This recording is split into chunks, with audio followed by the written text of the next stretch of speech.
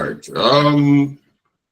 Good evening, class. I want to officially welcome everyone to tonight's session where we are going to start looking at analysis, requirement analysis.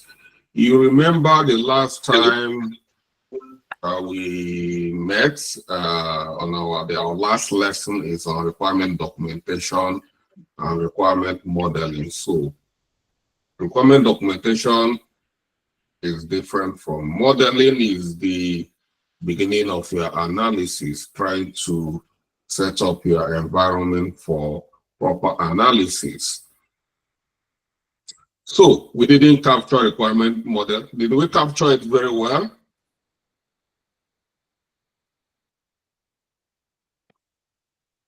For those who are following, did we capture requirements modeling? I don't think we. No, we didn't. No, we didn't. You said we'll do that in the No, we didn't.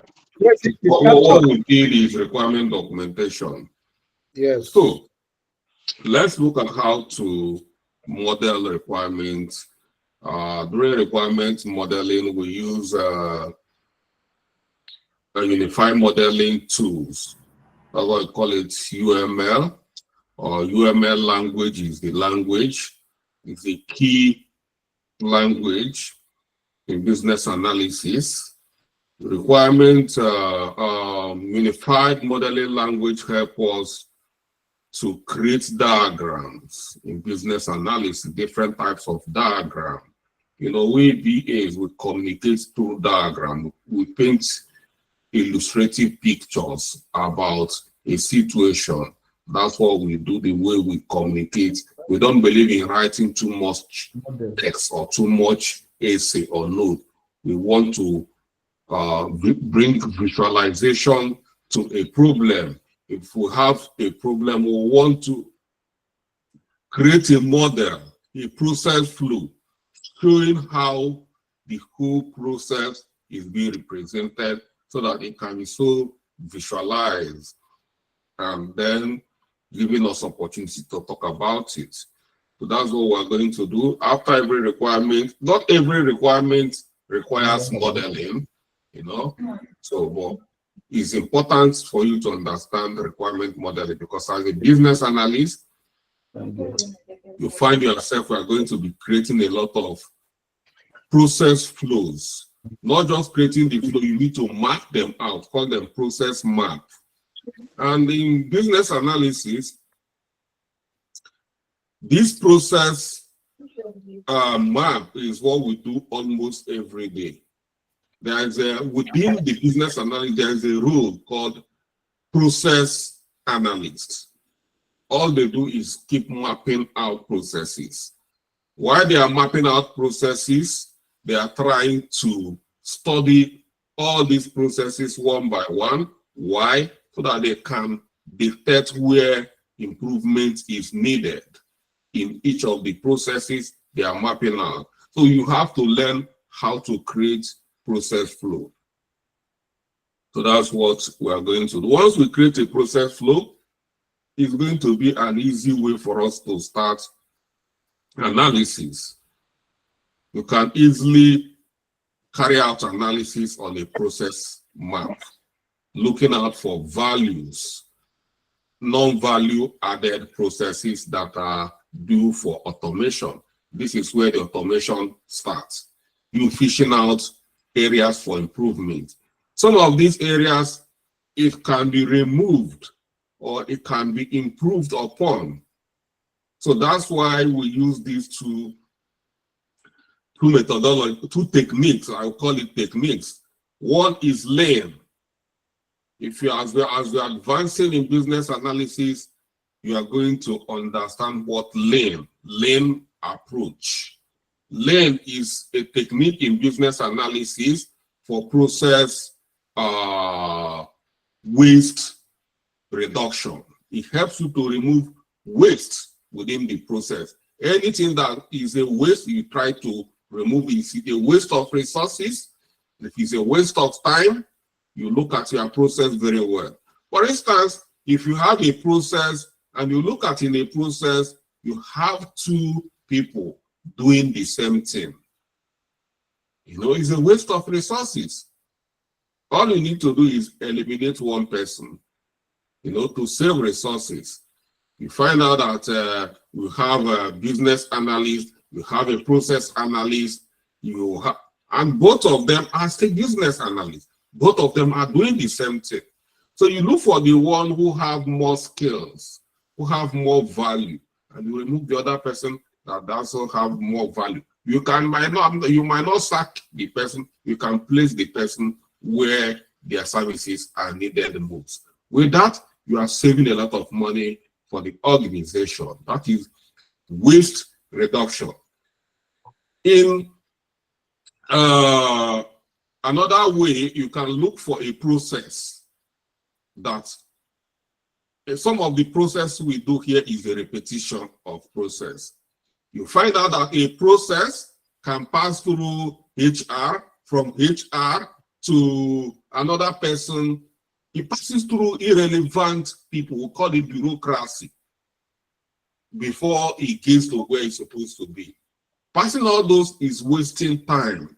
And when you are wasting time, time is money in business. What is supposed to be done in 1 hour, get done in 1 week, because you are waiting for every approval from irrelevant offices. This is waste.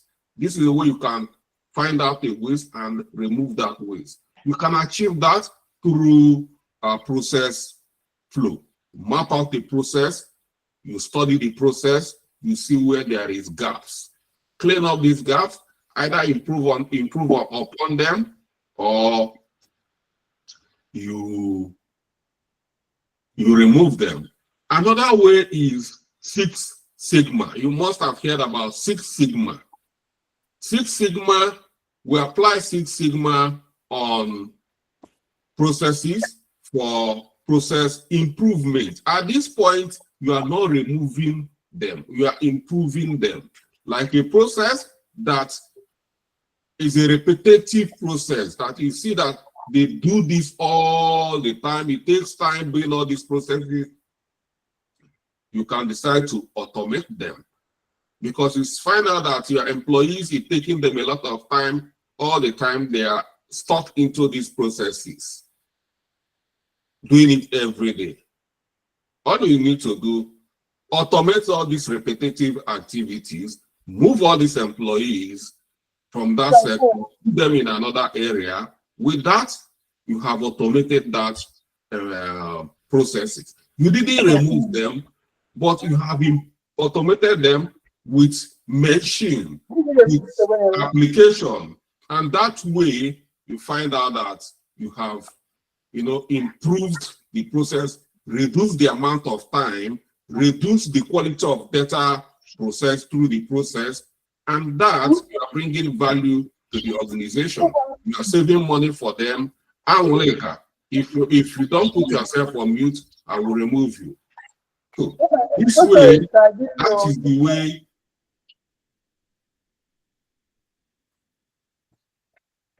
This way, that is the way you add value to your organization. So I just want to give us this highlight so we understand why it's important for us, business analysts, to model our processes. So as a business analyst, when you gather requirements, most of the requirement is on processes. Let's say on lead management. Lead management is an important process in an organization.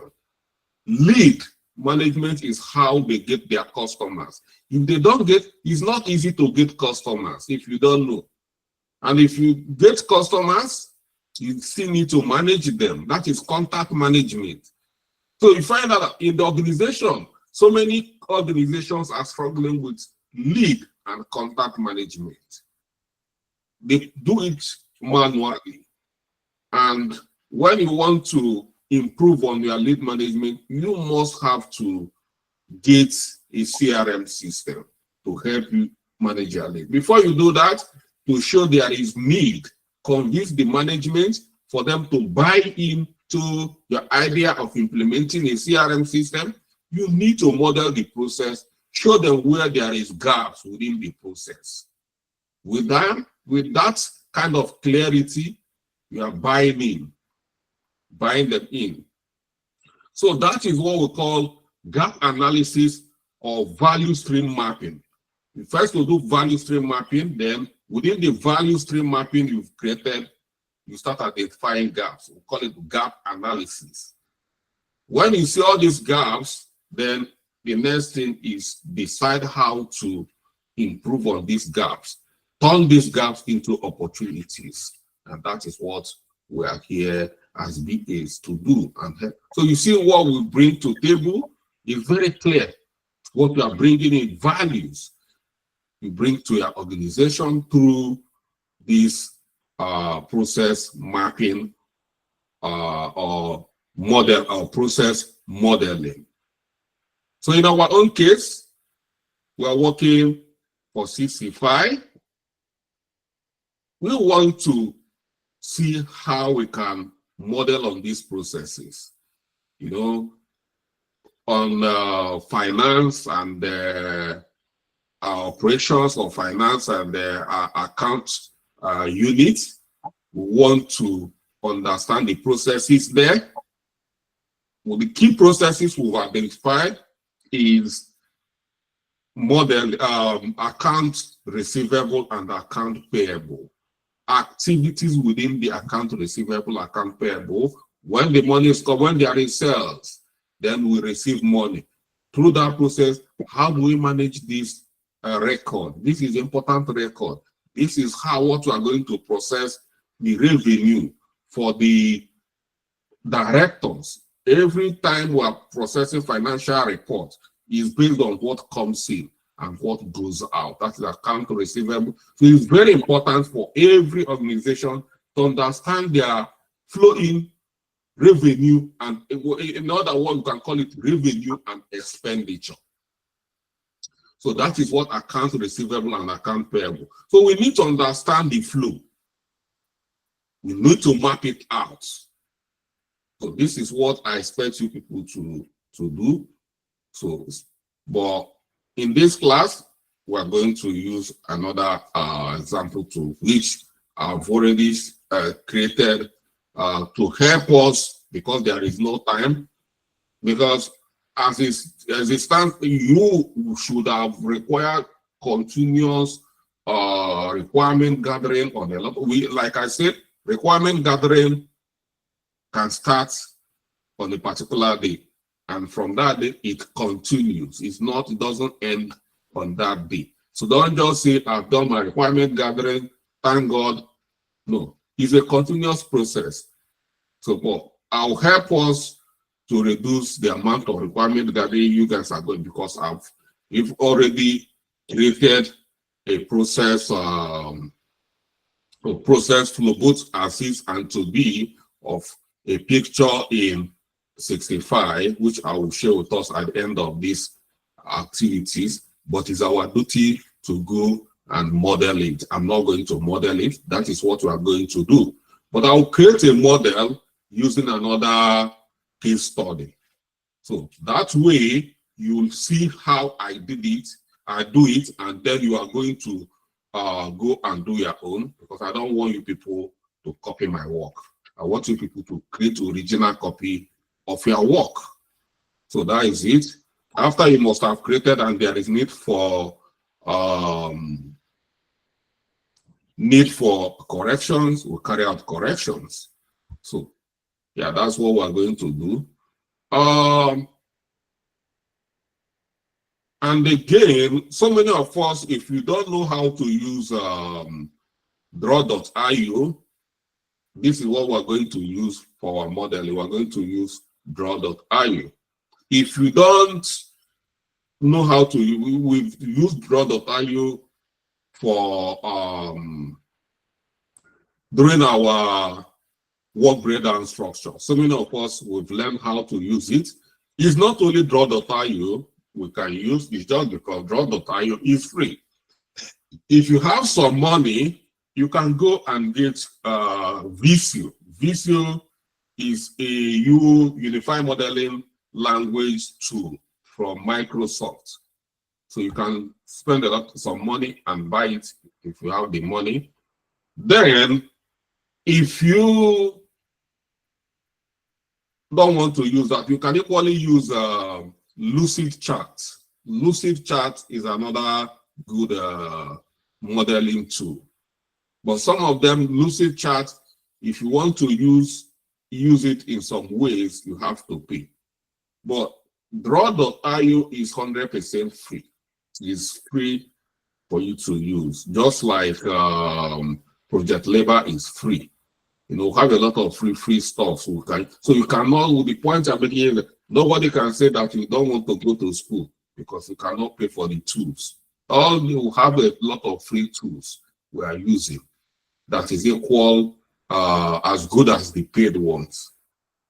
So that is it. So with this, we are going to move on to our notes and see what we can do, what we can achieve before it gets dark. Yeah? Are we following? Yes, sir. Yes, Mr. Yes, sir. Yes, Mr. Charles. Yes, sir, we are following. Yes, sir. Gradually. Because the point here is that we are beginning to go deeper into business analysis. Business analysis is more technical than project management, you know. So, yeah, but it's not difficult, and we really need to get more technical because the world is getting more technical. All right, I will start sharing my screen, and yeah.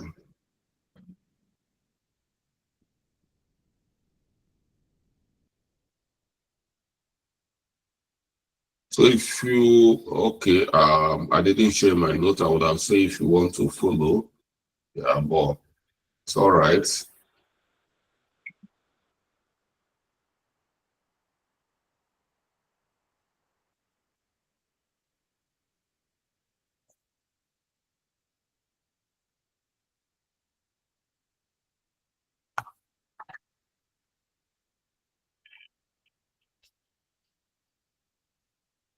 Okay, sharing my screen now, and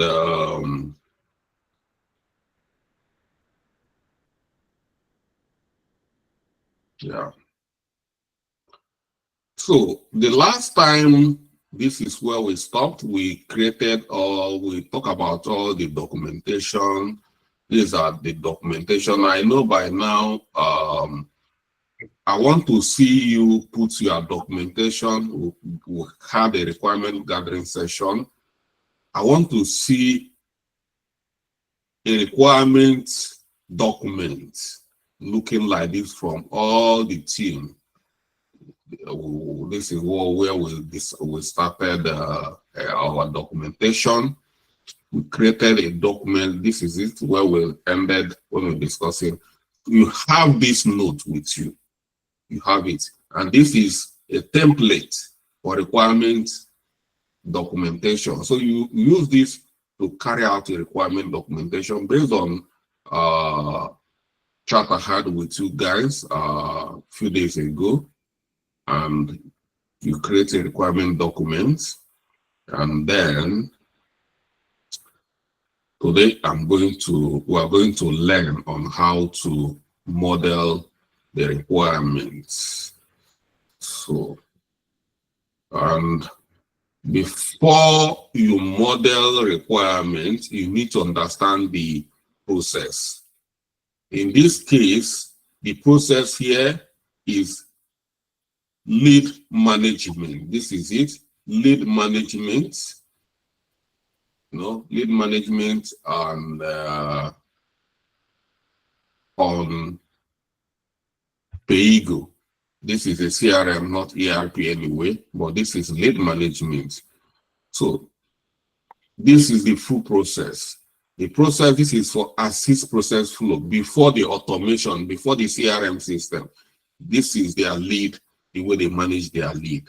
So this is opportunity for you. You are equally So pay attention. Don't say that this is not our project. Our project is ERP. This is CRM.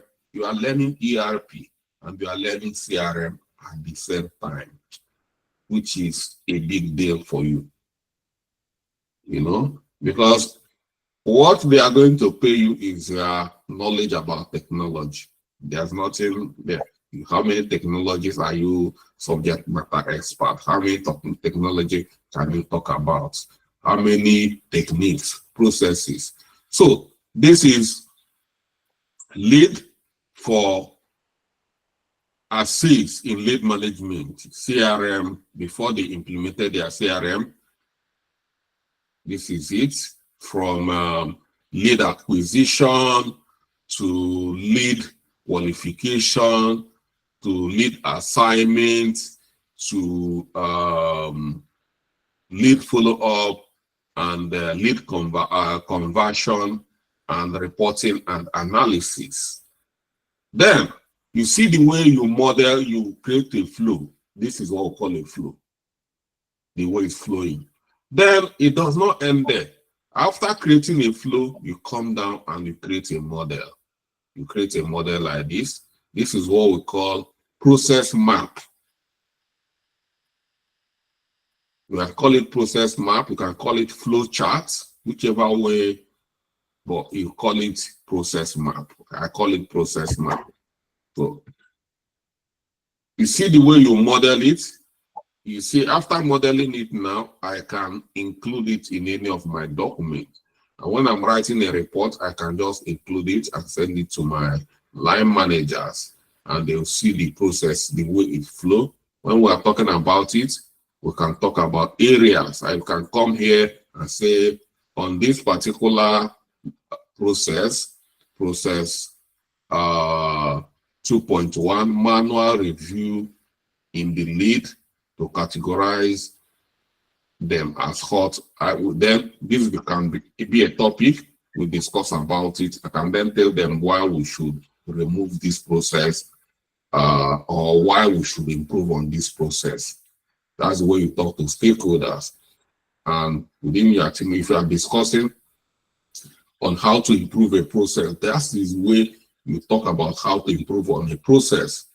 So through this, it's easier for us to see when we must have finished our meeting, we can decide where we are having issues, where our problem lies, where we need to remove.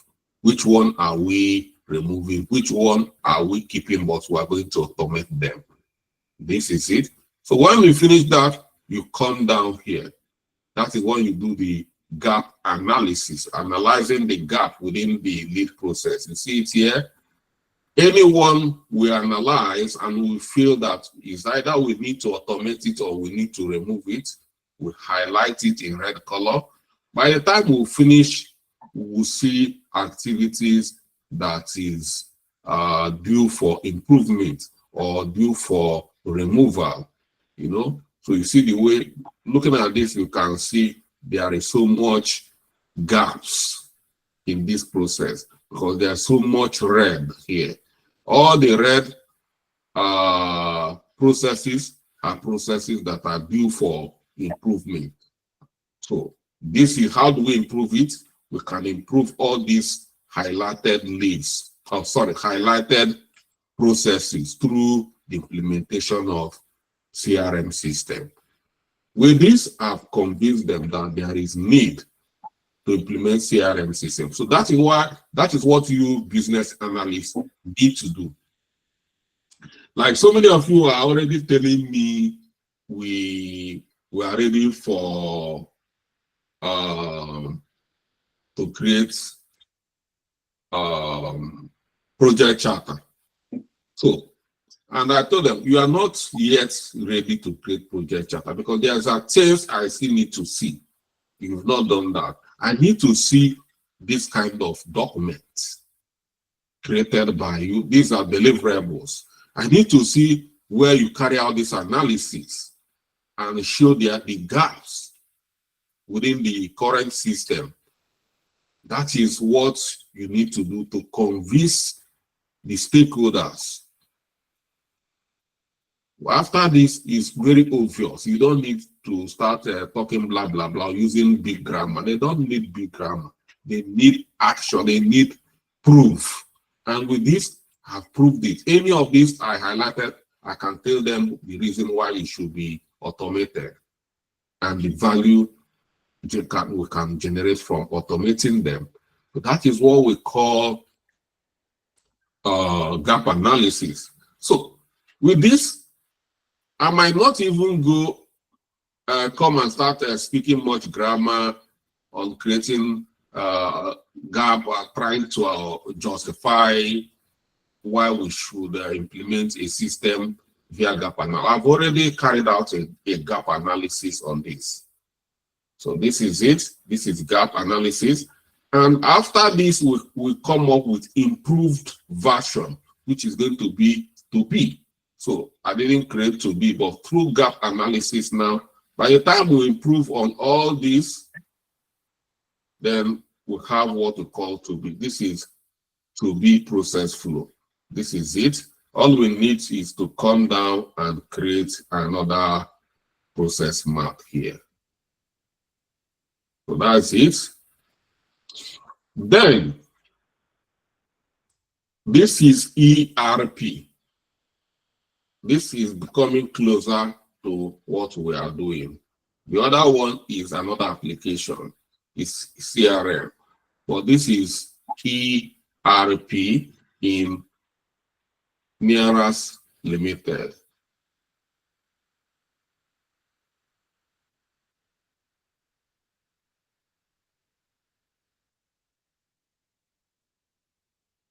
Okay.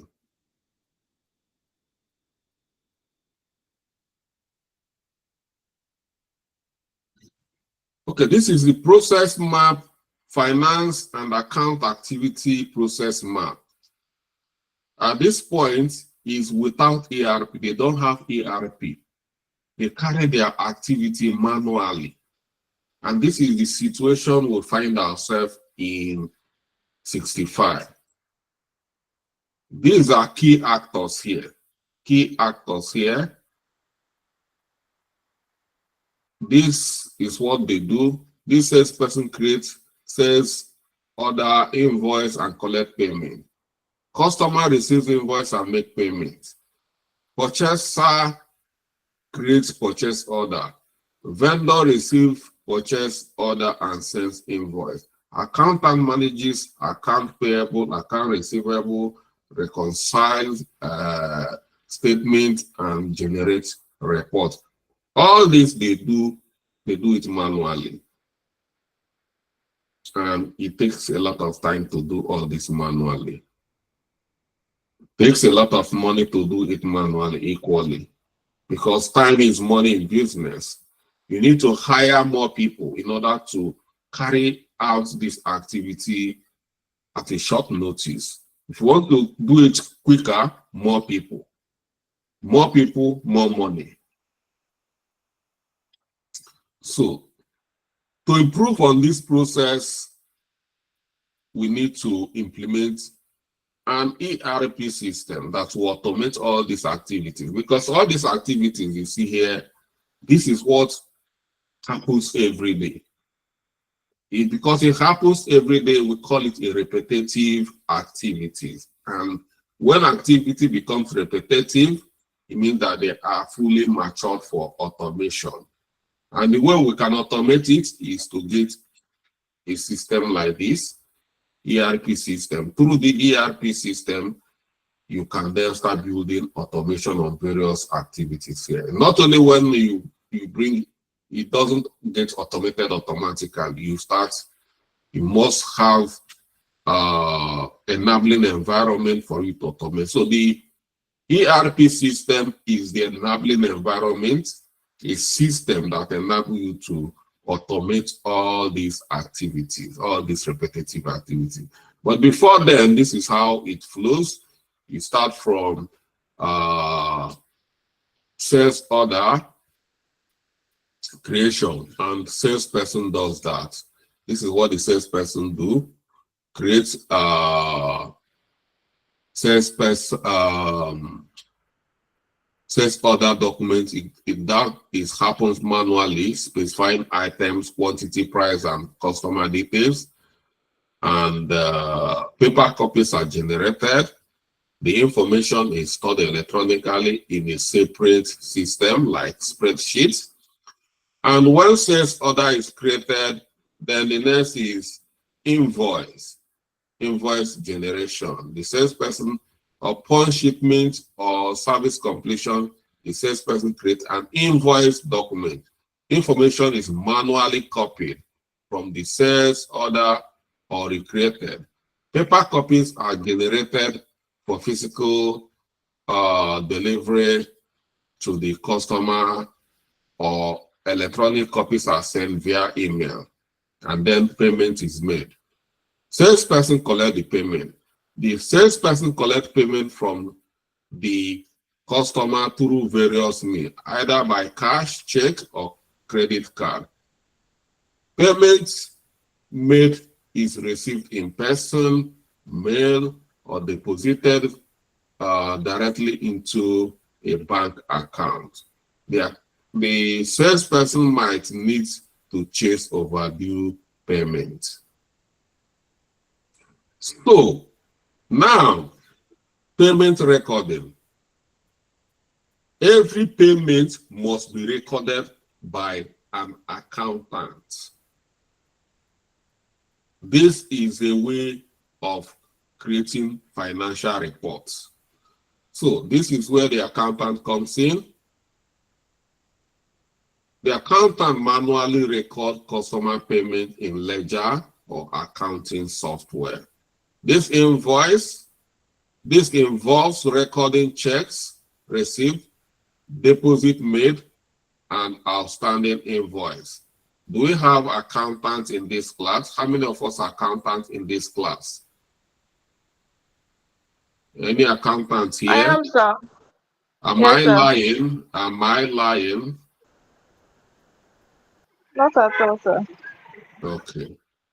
So, Kamdele is a medical doctor. You might not know what we're doing here. Yeah, but you can do it. This is not anatomy, all right? Okay. Yes, sir. Thank you. Okay. All right. Then, after this happens, payment involves checks, involves recording checks, receipts, deposit made, and outstanding. Then we have account reconciliation by the accountant. The accountant regularly download all receipts, download or receive physical bank statements. They manually compare the bank statement entry with the record of invoices or deposit made. So they need to compare what the invoices say and what is deposited in the bank. That is account reconciliation. That way, they find out if there is fraud. If the payment, for instance, they pay the accounts, the sales rep can document, I received 30,000 in the invoice, and if you go to bank account, you find out what is paid in the bank account is 20,000. That is, there you see there is a discrepancy of 10,000. During the reconciliation, the accountant will, that is part of the audit, say, how come what is in the invoice is not what is in the bank account? So that is bank reconciliation. Any discrepancies require manual investigation and correction. Purchase order creation. Then we have another person who call in the company called purchaser. You know, you can call it equally procurement manager or any name you might want to call it. What they do now, we have money, the company, because people are paying. Money, revenue is coming in. But as revenue is coming in, company is equally procuring other things. They might want to buy a laptop for their staff. They might want to pay for the internet. They might want to pay for the rent where they are living. They might equally want to pay staff salary. They might want to pay contractors. This is where the purchasers come. So the purchaser creates a purchase order document manually specifying items and quantity and delivery date. These copies are generated, or the information is stored electronically in a spreadsheet. You see a lot of activities here are done manually. That is where you see manual investigation, a lot of things, manual compare, manual this, manual that. That is because they don't have the good system like ERP that they can use to handle all this automatically. So everything is manually. And when things are done manually, it gives room for errors, poor quality data. It equally gives room for fraud. So copies are generated, or the information stored electronically on spreadsheet. The purchase order is then sent to the vendor. So this is where we are talking about accounts payable. You are paying out. The other one is you are receiving. Money is coming in. That is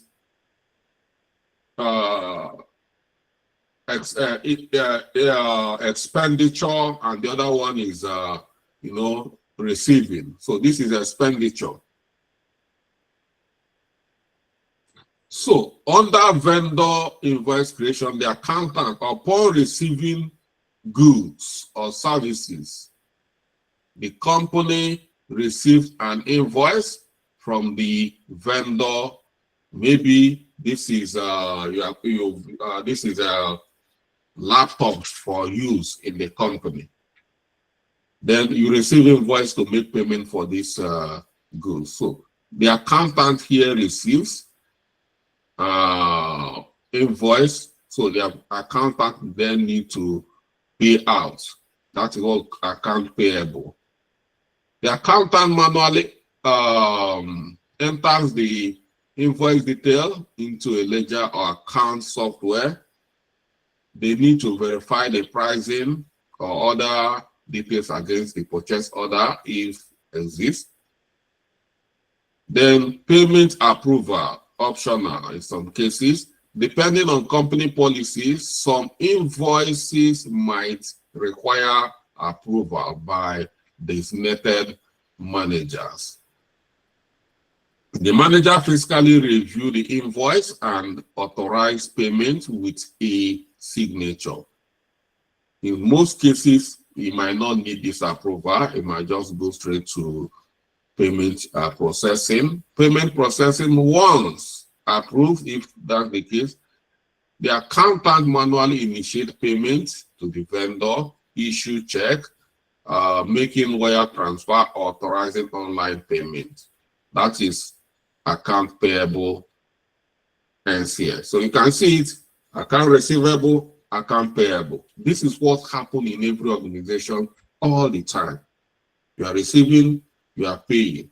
You are receiving, you are paying. Even in the church, as we are receiving tithes, we are equally, you see the church, paying out a lot of money to charities, helping people, building house of God, doing a lot of things. If you go to even universities, as the students are paying for, that is where they are receiving their money. And they are equally paying lecturers. They are paying for building the school, building a lot of things. So it's always like that everywhere.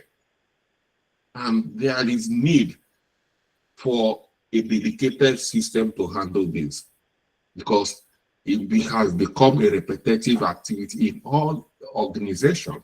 That's why companies need ERP. Every organization needs ERP system No matter how small they are, you might just go and look for a very small ARP you can use because you need it. So, reporting.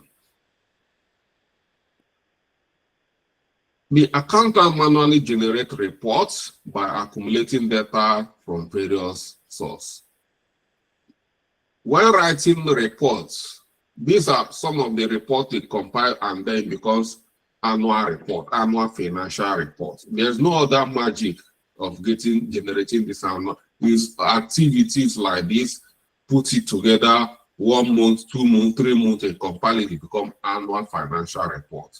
And then in start inviting board of directors, shareholders, is from something like so.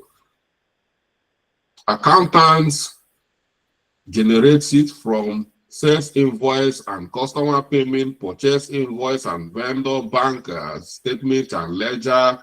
This process is really time consuming and a lot of errors, because that's why you see they can, after creating the financial report, auditors can come after vetting it, they can say there is padded, is this and that, there is this, you know, because for us, a big company is not easy. If you have worked in a multinational company, if you want to do this manually, it's not gonna work. So that's where the ERP system. This can take you months to create this financial report, but ERP system does it in seconds. So note, this process is more labor intensive and error prone compared to using ERP system. Data duplication across spreadsheet and document is common, leading to inconsistencies. Manual reconciliation of bank statement is time consuming and tedious. Generating reports requires significant amounts of manual effort and aggregation of data. And with that, there is need for ERP. So with this key point here, you have strong argument, strong conviction you are going to present to your stakeholders. As a matter of fact, what you do as a business analyst, you try to sell this solution. You try to convince them why there is need to implement ERP system. That is how you earn your respect. That is how you earn your promotion. Promotion is not earned by the amount of years you have spent as a business analyst, bringing nothing to the table. By the time you are convincing them with this strong argument, they've seen the model, how you model it to be and as is and to be. And with strong argument like this, they will approve the implementation of ERP. Once it's approved at this point, then that is when we can start talking about project charter. Because yes, you have won the case, and then it's time for implementation. So, but at the end of the day, after if you didn't put a good show, if you didn't create a good show, and they say, Mr. Charles, I'm sorry, at this point, I don't think company has enough money to waste on this, because we have enough staff. They are happy doing their work. Why are we doing this? That's it, chicken. You've lost the case. No more implementation. No more. Maybe you are waiting for this. Maybe you're on a probation. You are waiting for you to land your first project before you can pass your probation. You see your probation, you start shaking. That is part of the target for us BAs, So just like we give you, they say you must bring a certain amount of money for your company, like those in the bank, before they can regularize your contracts. So something like this, here is need. All this you do, at the end of all this, you put it together in what we call business case. Business case. So you are making a case on this solution. We call it solution we are trying to bring. And that is it. So all these process here need to be modeled here. You see it here because they are not going to be here. You see, it's very tedious for me reading it this way. You see, I've been even trying to bite my mouth, trying to read it this way. As a big man, you know, who owns tens of companies, and you're trying to present this, trying to buy the big man for approval. With this, it's time consuming seeing it like this. I prefer some sort of activity where something like this. I can see the map. As you are showing me here, I can see it. I see where you have mapped everything out. And then after mapping it, this is as is. After mapping it like this, just like I did in the CRM system, you and your team will sit down and analyze this map and see where there is gaps, where there is need for improvement. Once you allocate it, you highlight on that. That becomes gap analysis for you, and then that's quickest way to carry out gap analysis, and that's it. So, in your own case, this is what I've got for you. Yesterday, none of you wanted, well, even though I mentioned account receivable and account payable, but nobody asked me on detailed process flow of this, which we have here. So we have a detailed process flow for, we use one of the products we sell in 65, which is manual debit card. Every bank issues debit card. In most cases, you pay for it. It's not free. There's a way some of these banks, they make money through that as well. So there might be so many products we sell or services that where income comes in. So some of these, I didn't see process flow here. You see on this, you see the key actors here. You see the sales rep, you see customers, operation team, account, receivable officer, account payment, payable officer, finance team, PMO, which project management office. They are involved because at this point they need to understand they are representing the project itself here. So you see activities here, you see sales reps. This is a flow of the process, how it starts. You see sales rep educate customers about their physical debit card and the cost, guide customers to pay via mobile app or collect cash, issue manual receipts in person or cash payments, log transaction into sales ledger, and then spreadsheet if they don't have CRM system. If they have CRM system, this should be done through CRM system. Forward payment information to operations team, handle overactivated card to customer and obtain confirmation signature, and submit detailed reports and receipt to accounts receivable officers.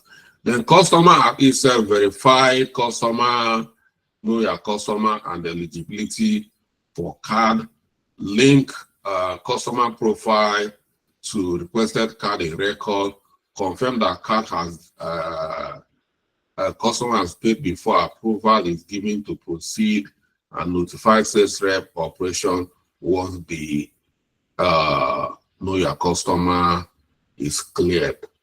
So operations team logs card serial number and customer name in a card issuance record, activate the account manually via card provider interface terminal, hand over activated card to sales rep or directly to customer, update stock of remaining unissued card, send daily activation and stock to report to management or PRM office, whichever office that is in charge of that.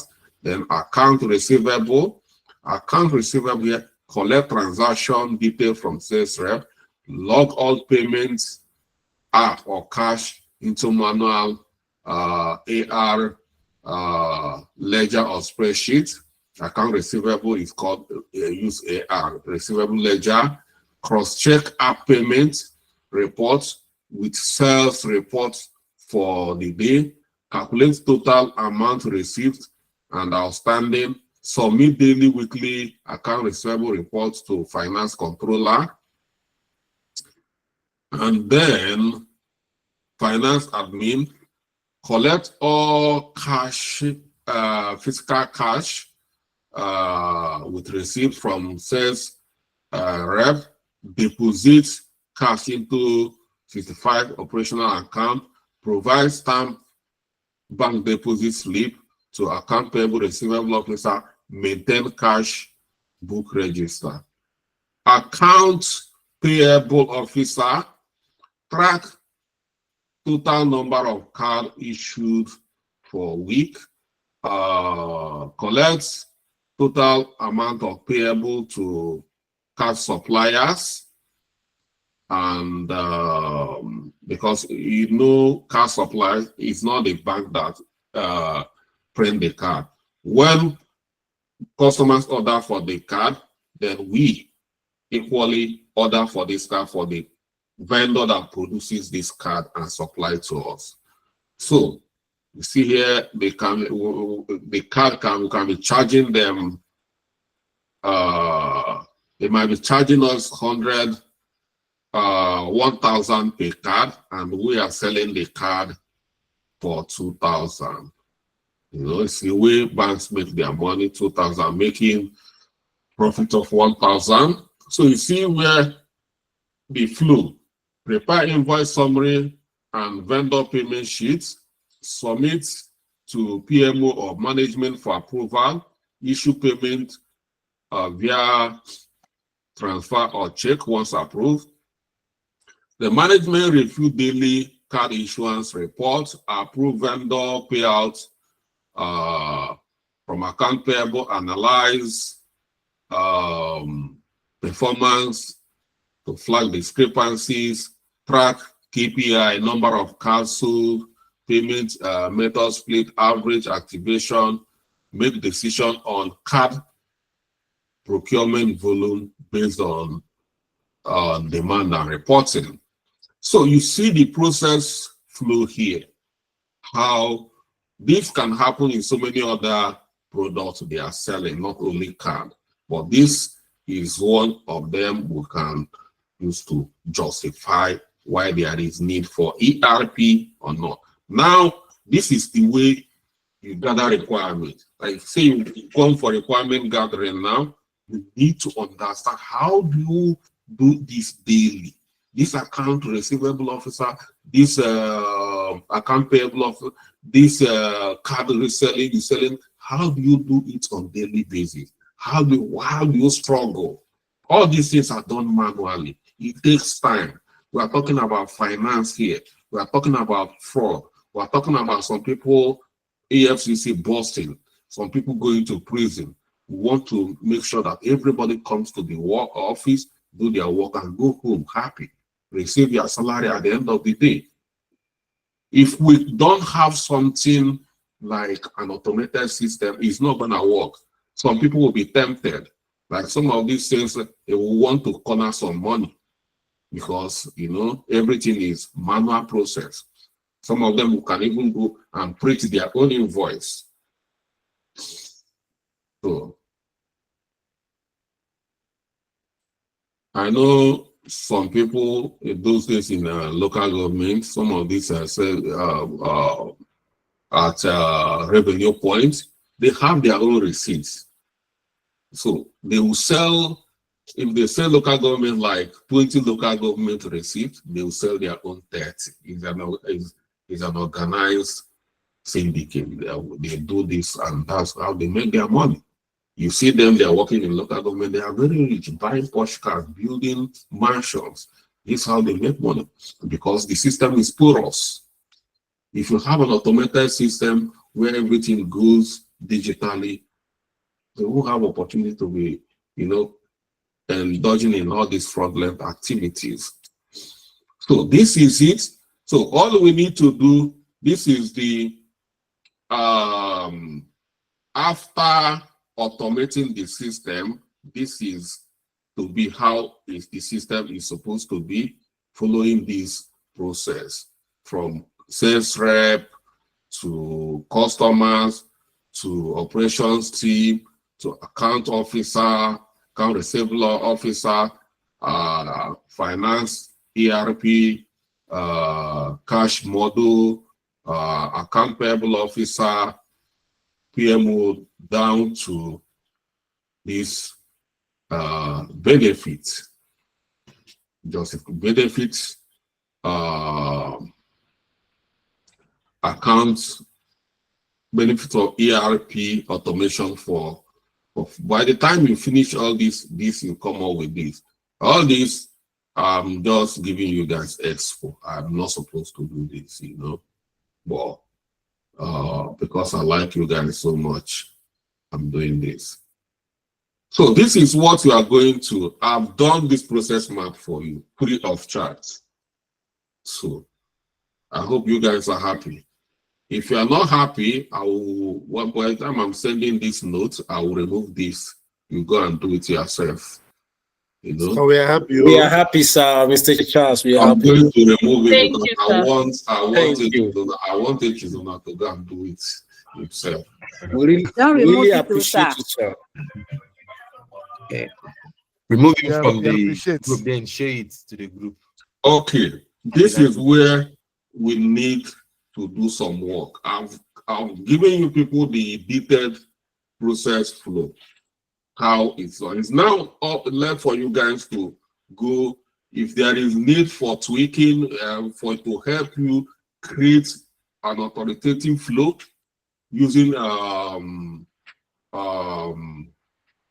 draw.io, is all for you to do that. But the only thing I'm going to do here, I'm going to repeat the modify. I'm sorry, the nearest ERP. I'm going to model it, but I'm not going to model 65.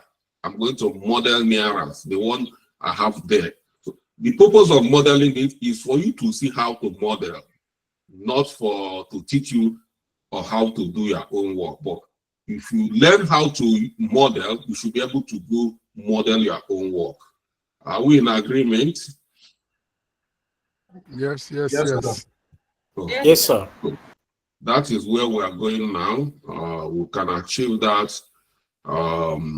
We have the 30 minutes we normally have for asking questions. Let's see if we can use it to create a process map on draw.io. So I'll be moving to draw.io now to do some modeling. Okay, this is your work here. This document from here down belongs to you guys. Don't come asking me is there. I'm going to share this note updated. Like last time I shared this notes, I'm going to put updated, so you know that it's an updated version of the last one. It carries more information for you guys to use. Once you understand how to do this, you are a business analyst. I'm telling you, because this is where the analysis starts. Analysis starts from here. The next time we are going to carry out analysis we are not going to do analysis one day. Requirement analysis is, so next time we are going to do a full requirement analysis. We're going to look deeper into gap analysis. We're going to look at root cause analysis as well. There are so many analyses out there. So, but we are going to focus on the major ones we do. talking about analysis in business analysis as well, growing senior business, and there is different advanced analysis we are going to be seeing. But basic analysis we use on daily basis is gap, trying to fish out gap in the system and trying to solve a recurring problem using root cause analysis, driving down the root of every problem, because you are there to solve problem.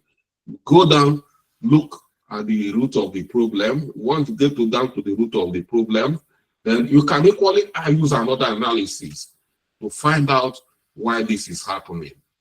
So you can use a combination of analysis, or you can use one analysis. It's all about understanding and getting matured within the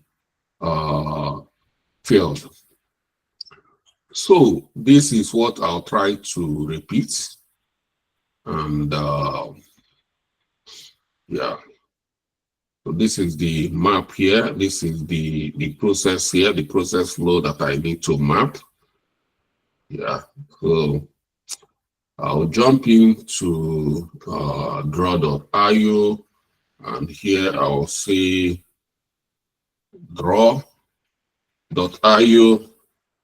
already is free, and it will load.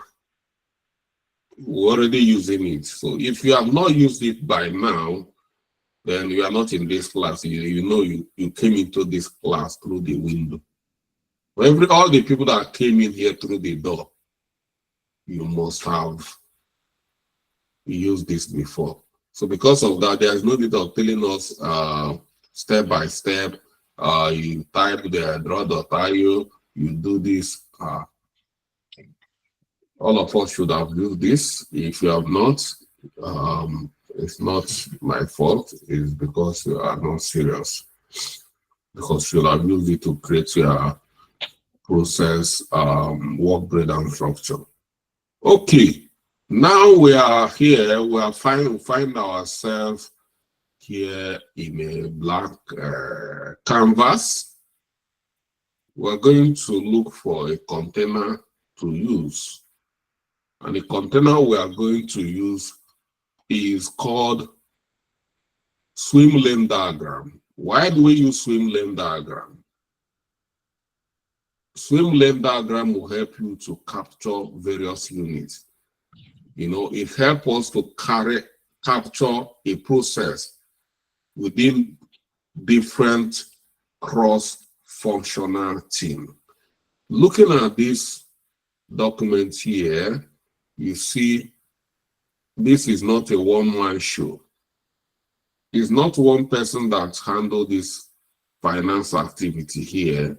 The finance activity here revolves around so many actors here. Actors like salesperson, actors like customer, actors like purchaser, vendor, and accountant. So because of that, we need a cross-functional flow. It's not one person. If just activity of salesperson, we can just use a generic container to map it out, but no. So we need to, that is the purpose of swim lane. We call it swim lane diagram. So if you come here, we have library. So we can go from library to start looking where to get swim lane diagram. But the easiest way is come here and search for it. All you need to see is swim lane.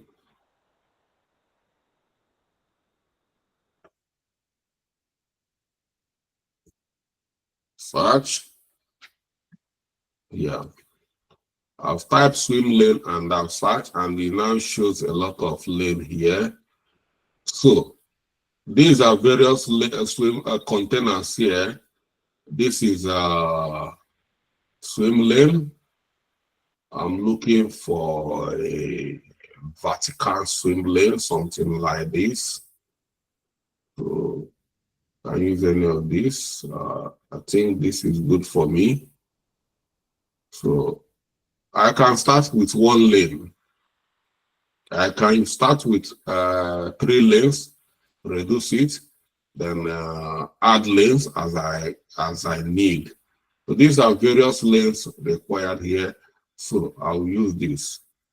I will remove this one that entered by sorry. This lane enters here by error. I'll remove it. So this is the lane I want. So this is the swim lane we are going to use. Like I told you, all these they are very flexible. So I'm going to drag it here. And I want to start with lane 1 and add other lanes as we progress. So with that, I'll highlight on this lane and I will remove it. I'll remove this lane and I'll highlight on this lane as well. And I will remove it as well. So now we have one lane. So, and this lane, we'll give it a name. Who owns this lane? Where are we starting? We are starting with who. Come to here, actors will have here, we'll have salesperson. So that is the first person here. So you come here. Sorry, Mr. Charles. Yes. Sorry, Mr. Charles. Please, how do you remove the lane? Okay, let's show how you remove the lane. If you want to, okay.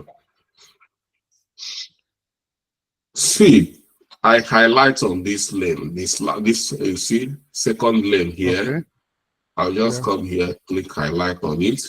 Go to your laptop, just press delete. Okay. Okay. It's gone. So you see, now if I want to add a lane, if I want to add it back, if I want to add all these lanes back, if you come here, you see, do you see this arrow here? Yeah. You come here, you click, you add another lane. You come here, you see an arrow, you just highlight it, the arrow will appear. You come here, you add another lane. If you come here, you see this arrow again, you highlight it.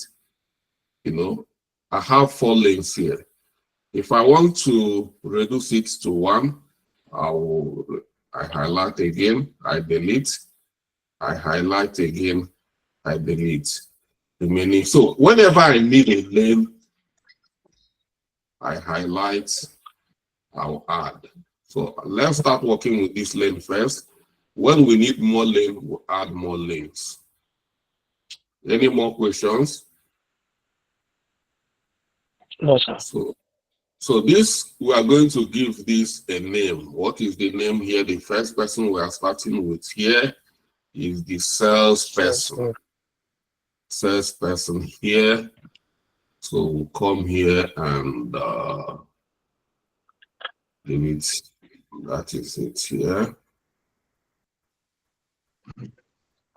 Sorry, Mr. Charles, your screen is just stationary. It's not seeing anything. Just one page. Not it should be from your side.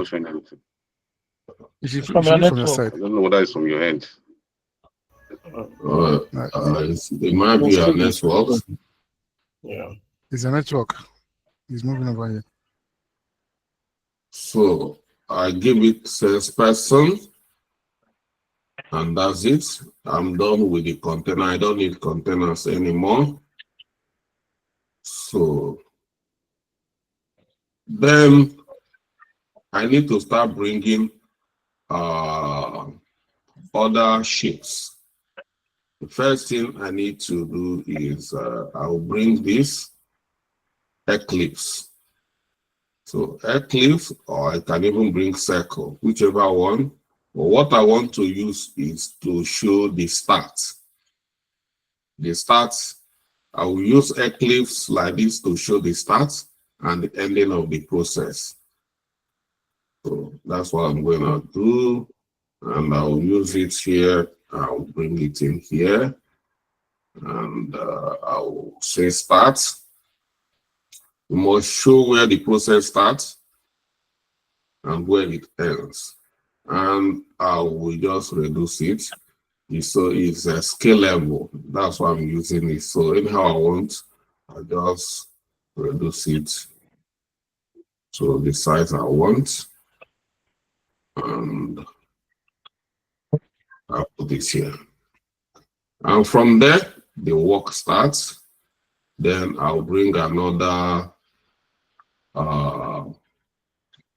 process.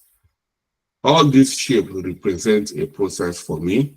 I'll add it here. I have a process here, and it become a main process for me. So I'll come back to my notes where I have the process flow, and I'll look at it. What are we doing? The main process here is we have 1, 2, 3, 4, 5, 6, 7. So we have an 8 and 9 and 10. So we have 10 processes, main processes. Then on each processes, we equally have sub-processes. So the first process here is sales order creation. Yeah. So that's what we're going to do here.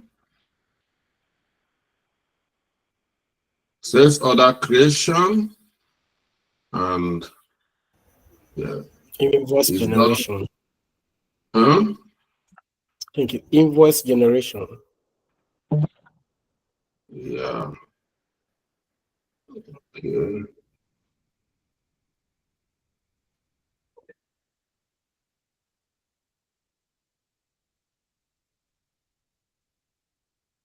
Okay.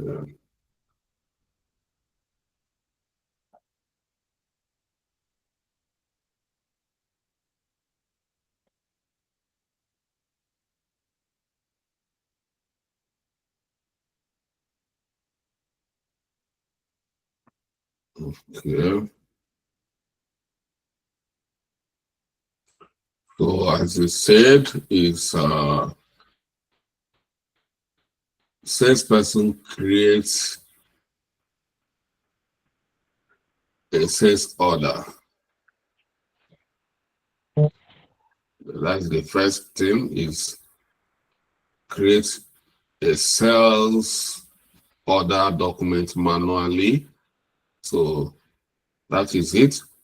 We're not going to start talking about all these details, but the main thing is that creating sales order.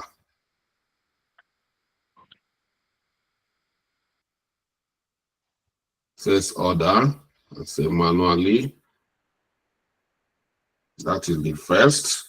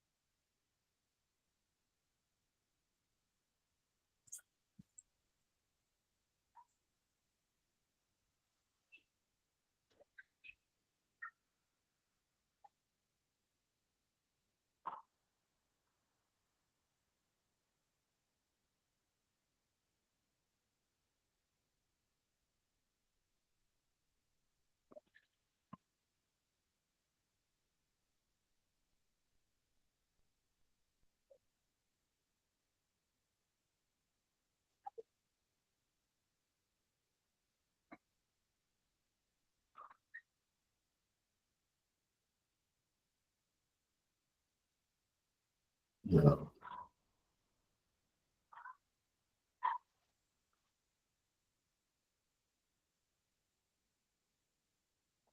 So, and well, when I create my processes, I like to itemize it. The reason why I want to itemize it is because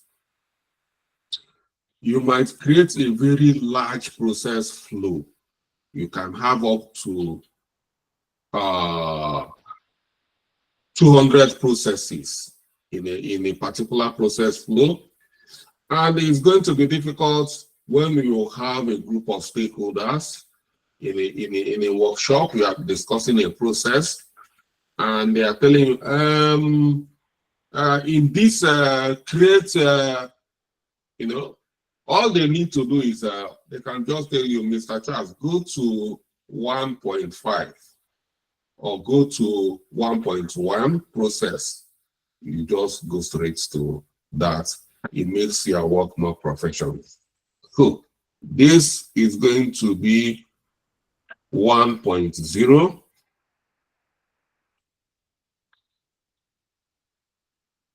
Yeah. And then this becomes 1.1, and yeah, we can reduce the font to make it fit. It might look tiny, but it looks more professional. So, and then we go and grab the 1.2. Okay, when the sales person creates a sales order document, paper copy are generated, or the information is stored in electronics in a separate in a spreadsheet. But the main point here is that paper copies are generated. This is manual process. We can have this populated in a ERP system automatically without having to create a paper copy. So with this manual handling can be removed. So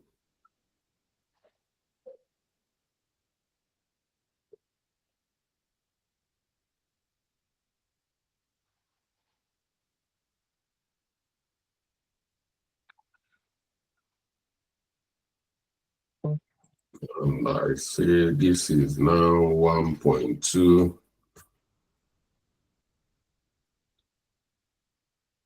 1.2.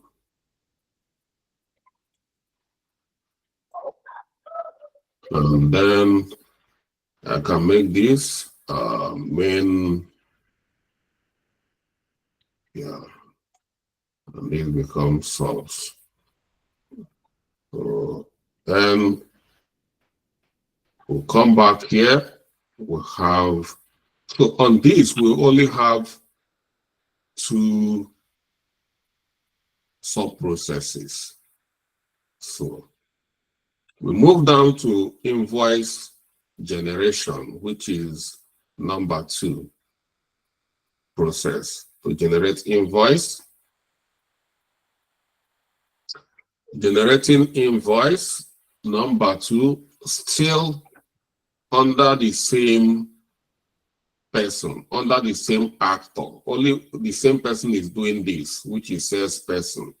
So there is no need for another lane at this point. All we need to is just add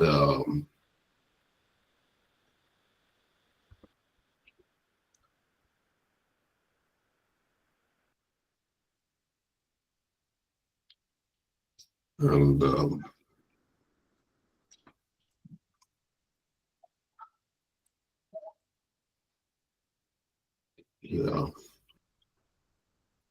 So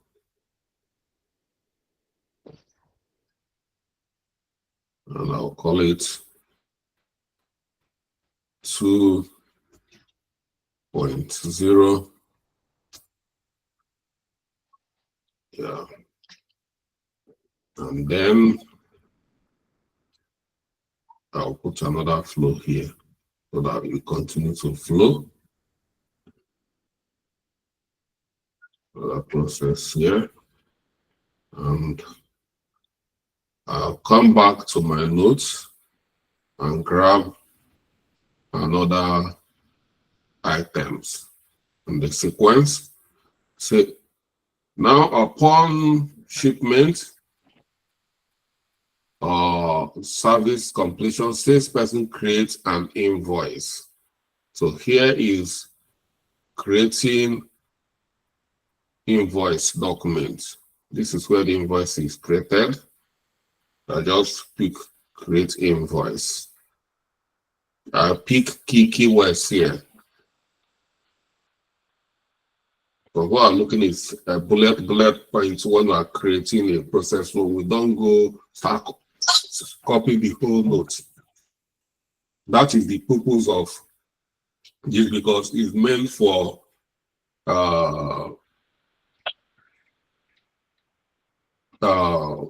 to be portable.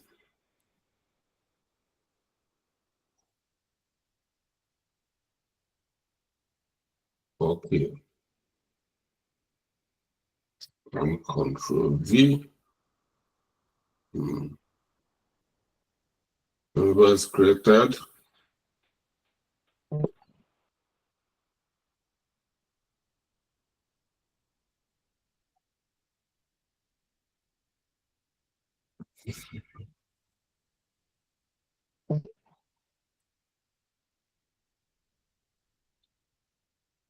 Okay. I don't want me to is 2.1.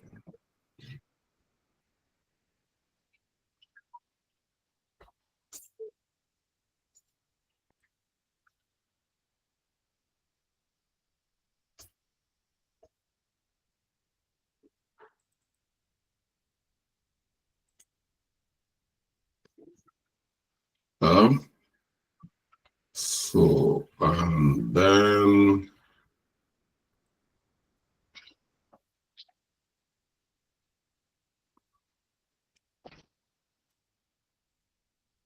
invoice and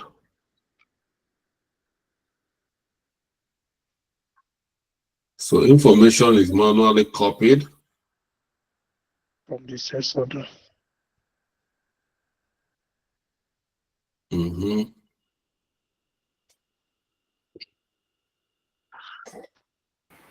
Or created.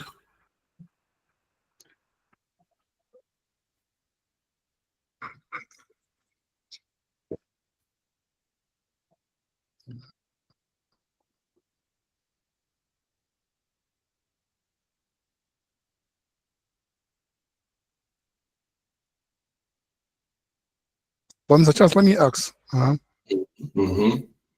okay, maybe because it's owned by the system, they know the process. What I'm saying is, beside that arrow, it's not supposed to carry that that condition that the shipment, for instance, the shipment has been made. That the shipment made, confirmed shipment, then you create the invoice.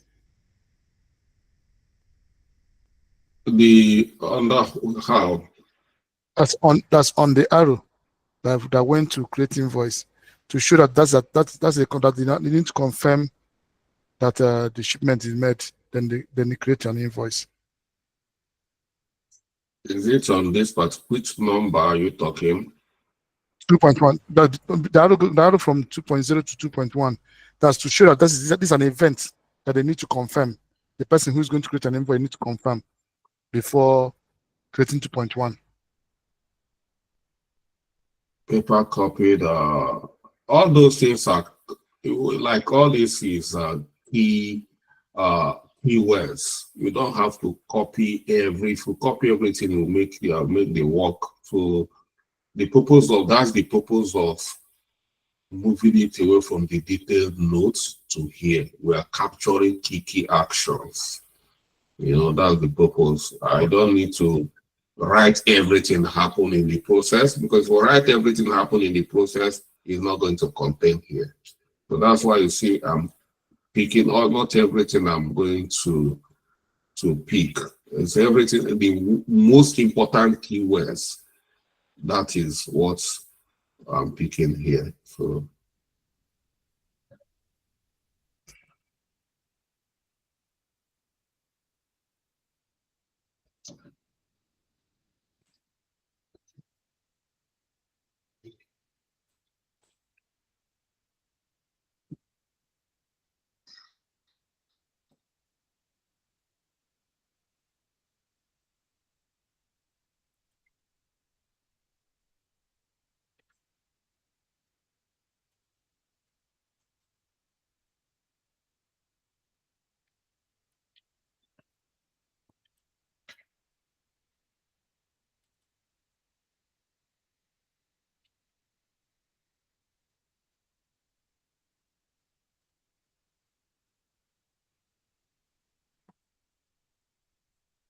okay, then paper copies are generated for physical delivery to the customer. So, or electronic copies are sent via email.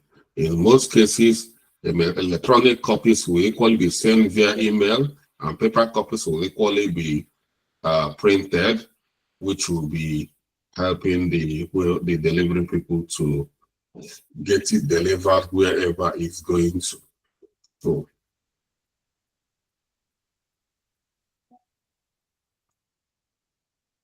let's say for physical delivery, we know it's being delivered to customers, it's not delivered back to ourselves.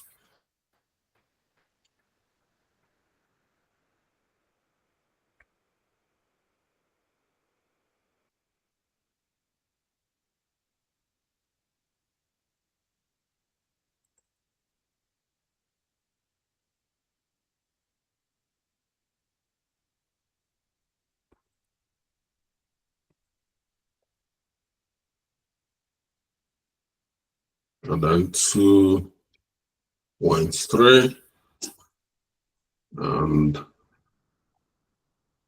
yeah. So then we move to the third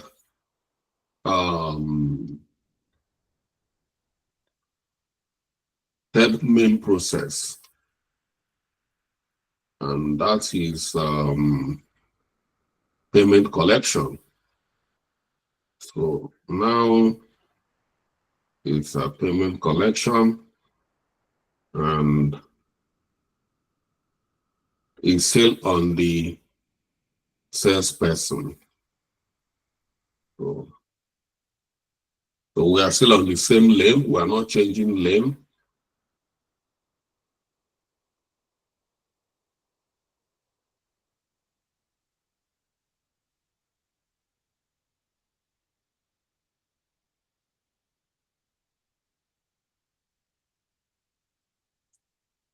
So as the lane is growing, we continue to expand. So our lane is growing. All I need to do is I highlighted on it, and we'll show all these bullets in. So I'll come at the center, and I hold it, and I'll drag it down just to create room for more. I'll come over here. I'll add another process. So I'm dragging it closer because I'm trying to economize space. I want my work to be very as I want my work to be as portable as ever. So, and this is going to be 3.0. 2.0, and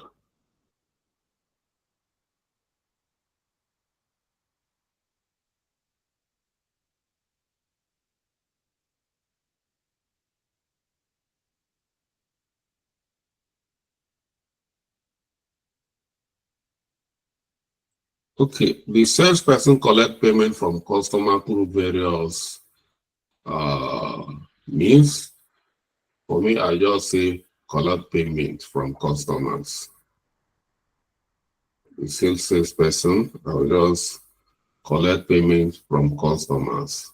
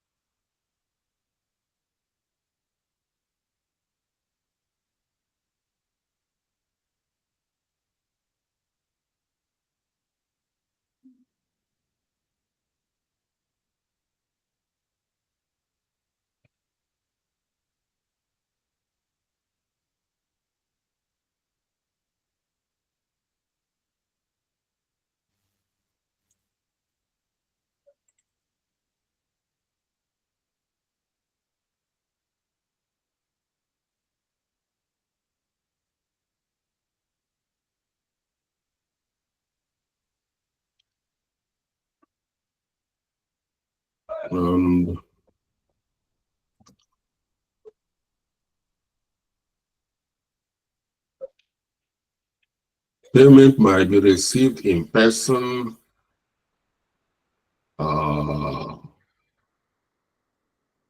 mailed or deposited into a bank account,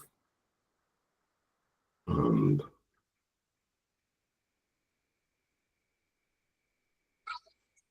let's say payment received in person, etc.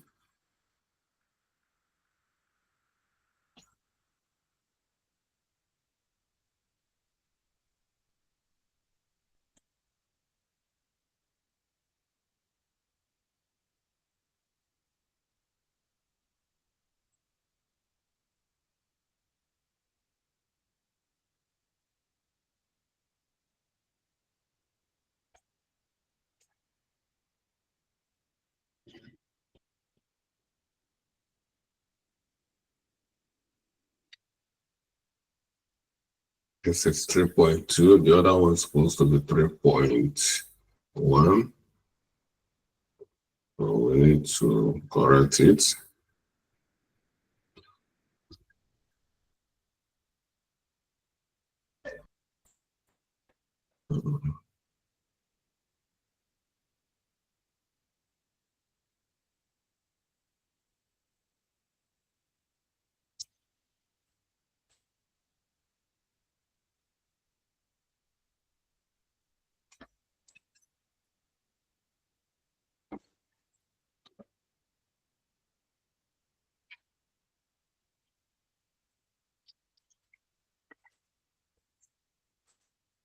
Salesperson might need to chase overdue payment if there is a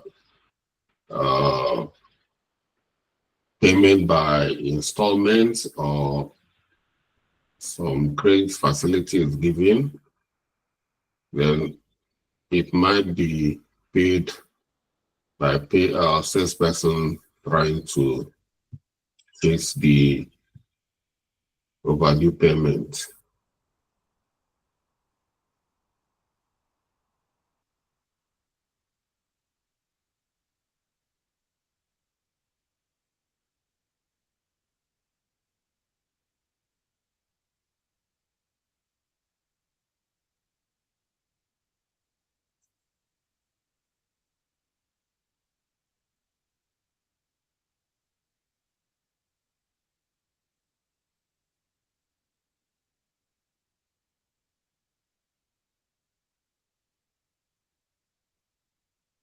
I'm going to call it 3.3.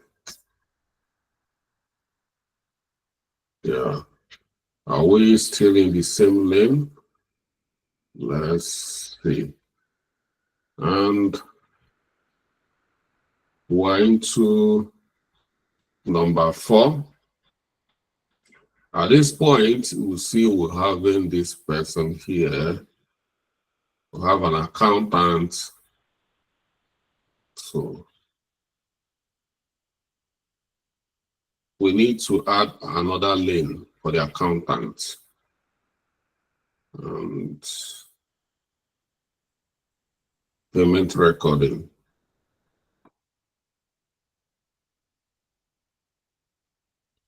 Okay. Another name,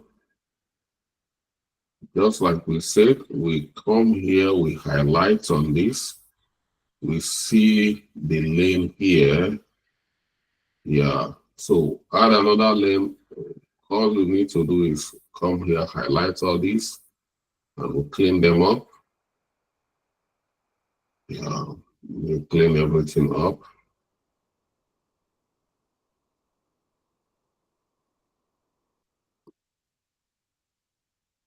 Okay.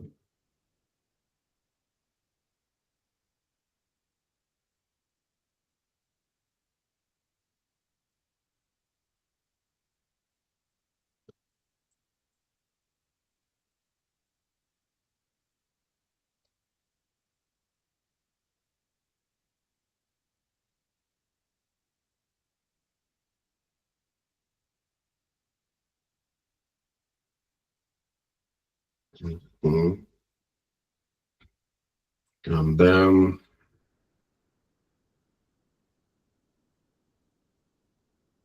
we call it 4.0. And yeah, so we'll come over here. It's no longer salesperson. Now for accountant. And we'll call it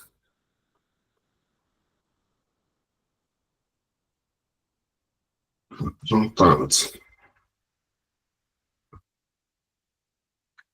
So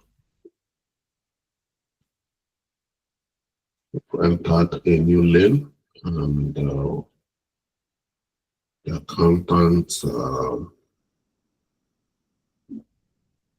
was doing.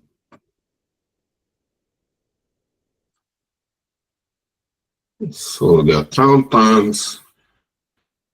accounts don't manually record customer payments in a ledger accounting software, say in a ledger.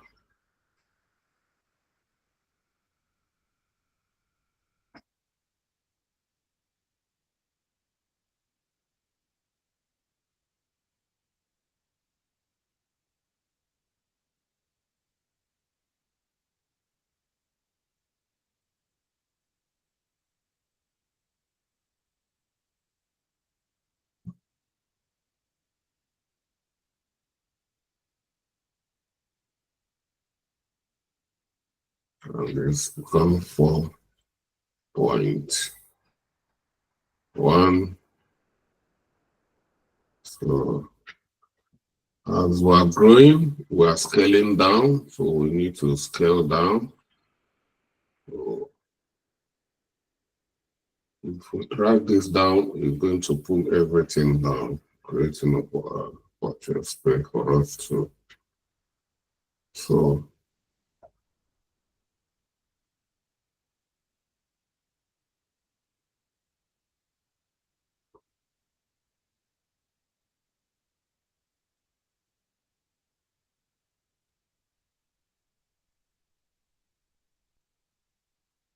yeah, record checks received, deposit made, and outstanding invoices. Yeah, this is just being detailed. Record, it can cover this particular number 2 as well, but can just include it.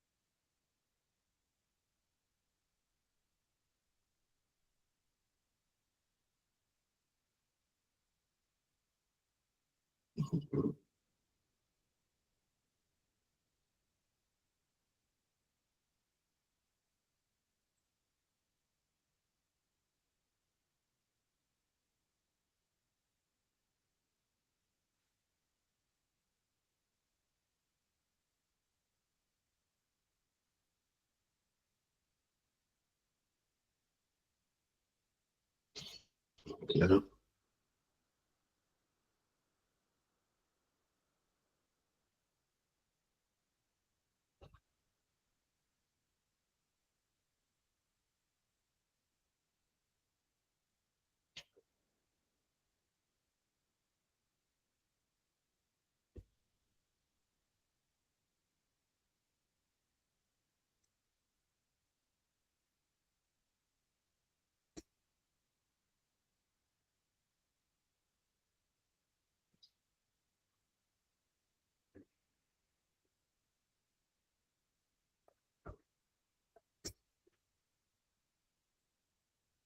And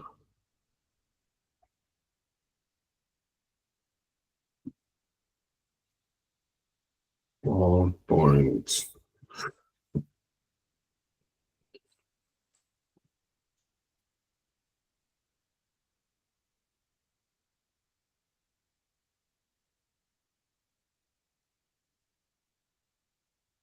Now let's check if we're still on the lane of accountant. So we're still on accountants and we're on bank reconciliation. Yeah. You can see this class is going to end by 2 hours. Sorry, guys.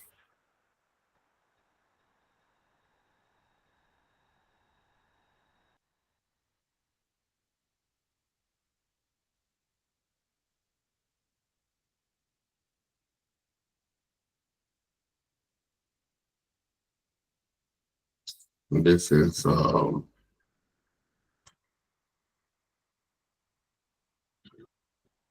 point,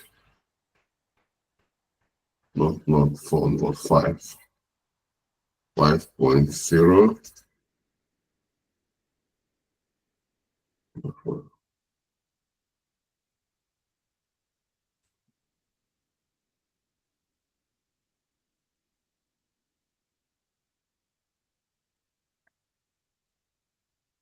In bank reconciliation.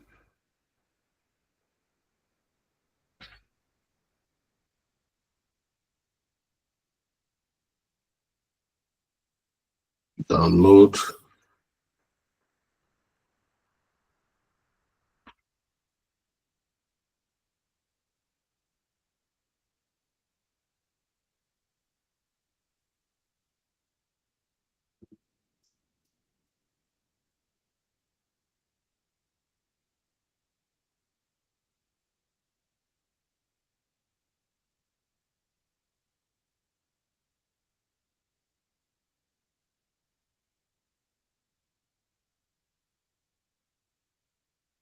And it's 5.1.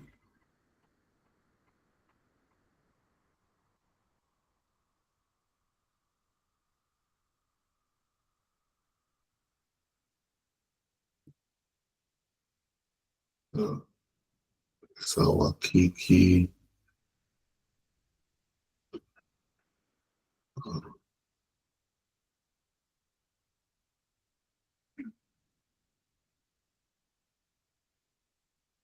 And then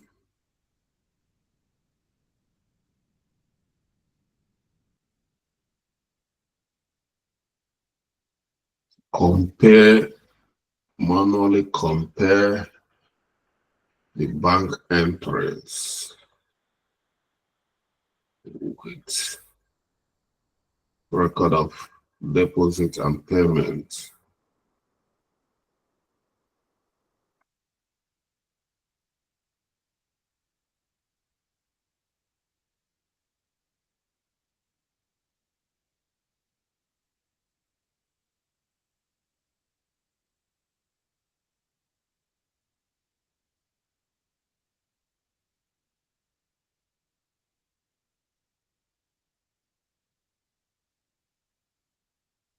Five point two,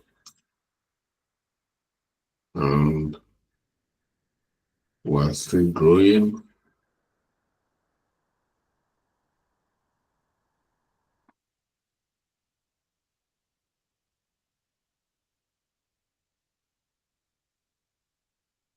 and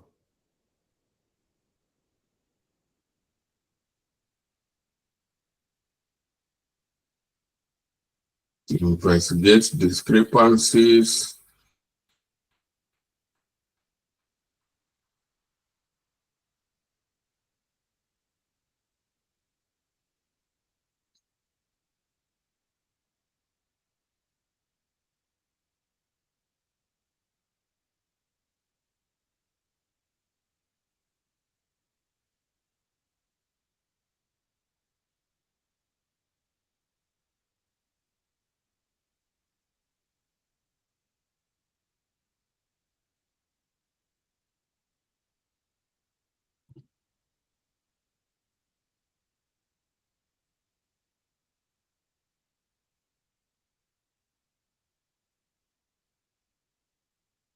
and 5.3.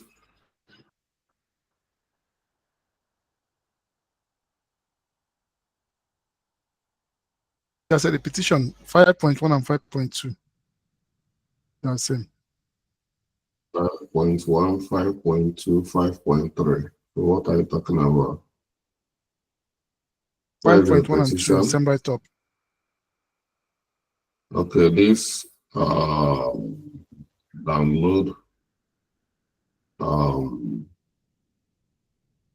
download statement. Okay. All right. Yeah.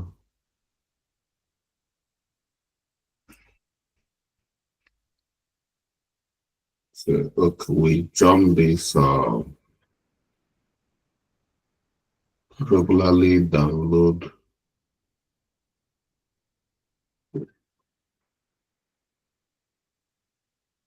Mhm. Yeah, see, this is a repetition here. You are right.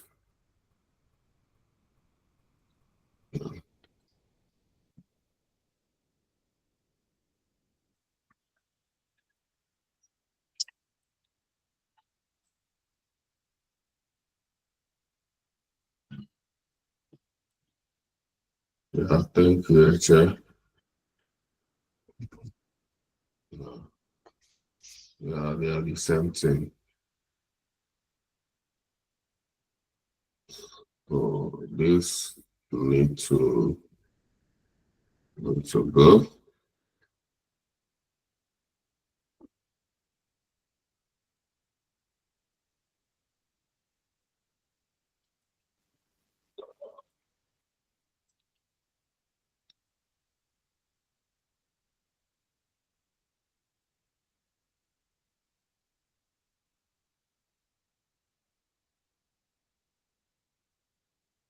Yeah.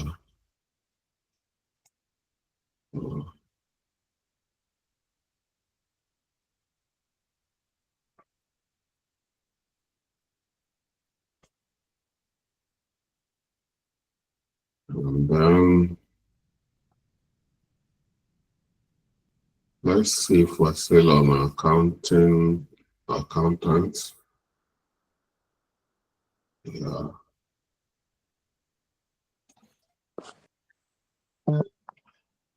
So we're now on another lane, which is purchase order creation.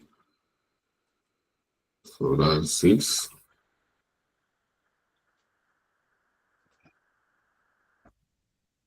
And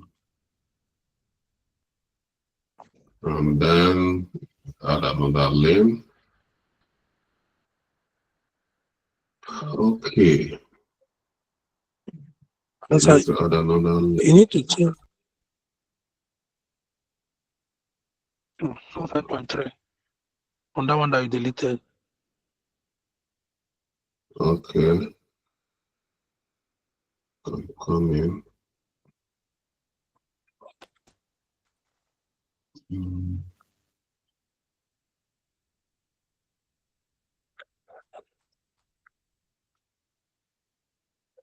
Thank you.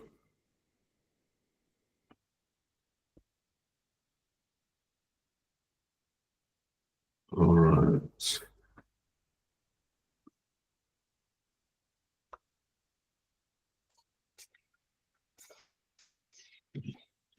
Okay.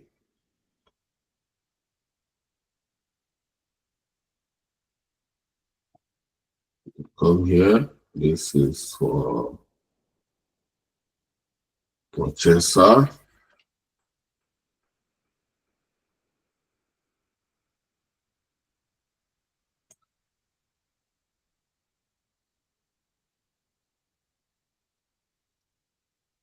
And, yeah.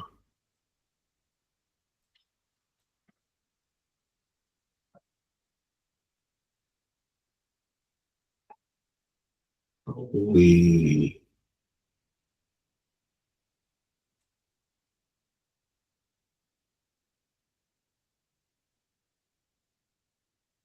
and this is going to be 6.0. Yeah.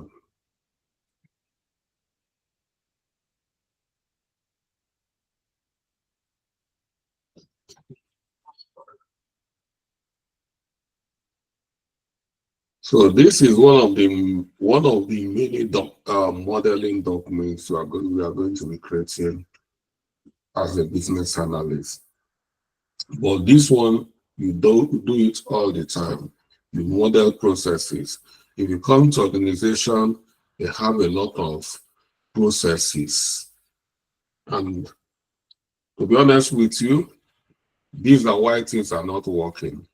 For instance, if you let me use local government, you go to local government, they have a lot of things happening, and there is no standard. Nobody can understand how things are done. All these processes should be modeled. Every company should have a model of all this and have a document of where all these modeled activities are. That's why they need BAs. BAs will constantly be revisiting all these models and be reviewing them, should always be looking for where to improve. And that's why we are so relevant, because if you don't review it, you see, as technologies are evolving, they are creating opportunities for improvement. We should be looking for, even this one we've modeled, we have just got ERP. Tomorrow you find out that AI has made provision for more improvement on this. You find out that this one here we are creating, that we are saying is now the new process, the new automated process, is becoming legacy process because there is innovation. Okay, let's move on. Create purchase document.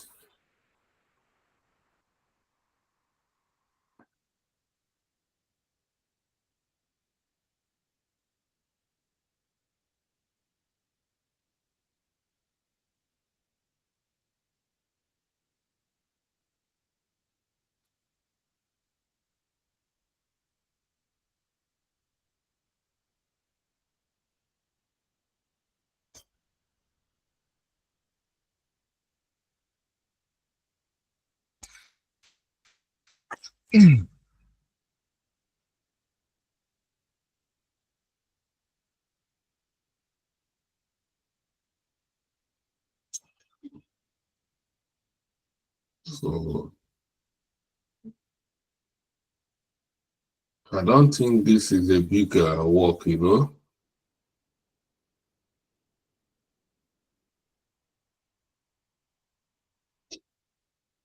This schedule is not a big work.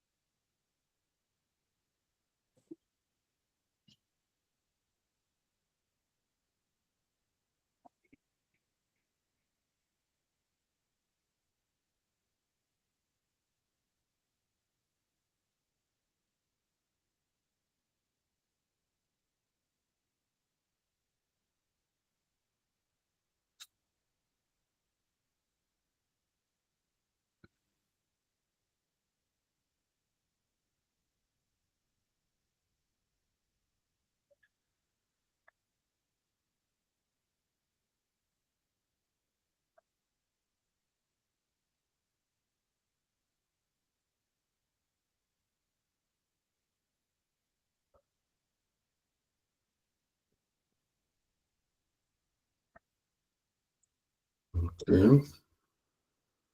And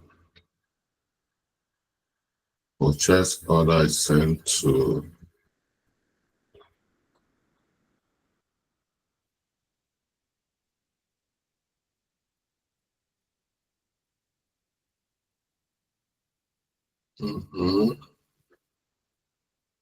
as 6.3, and then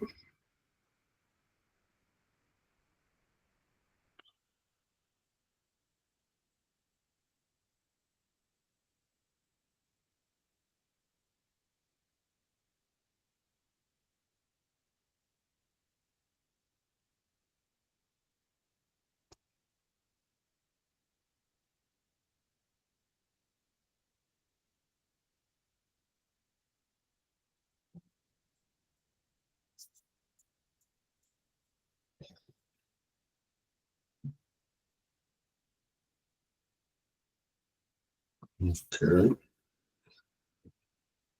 So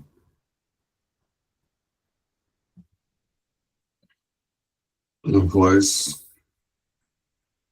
vendor invoice processing.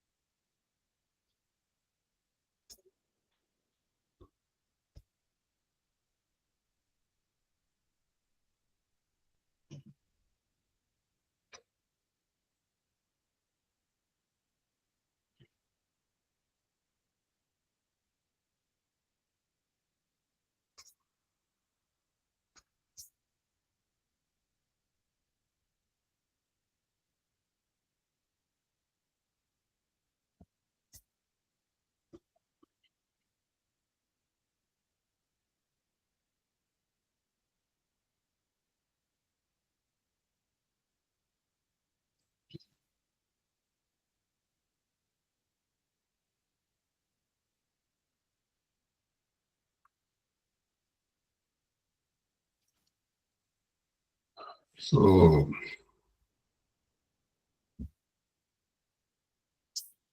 some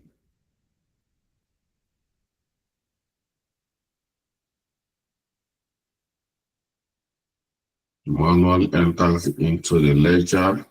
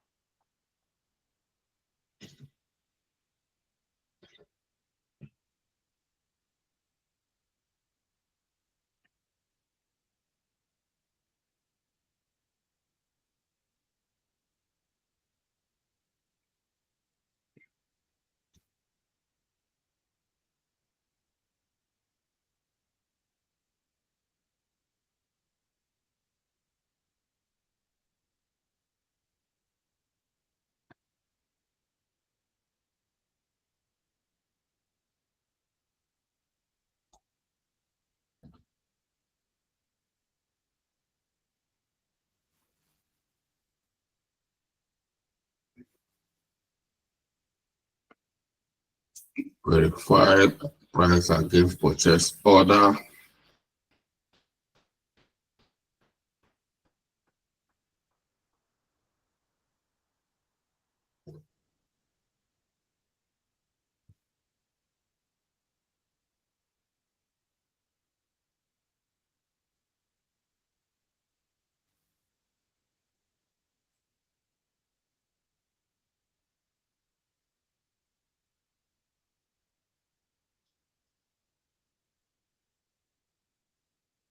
And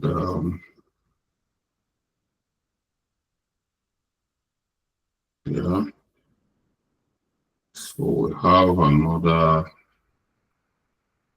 This is optional approval. I will skip this because of time, because it's optional. So I'll skip it. If you want to recreate it, you can add it on your own.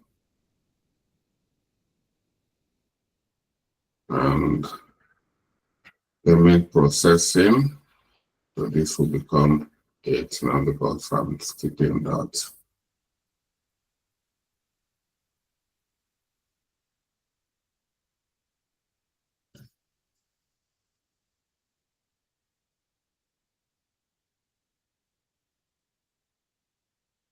We are still on accountants.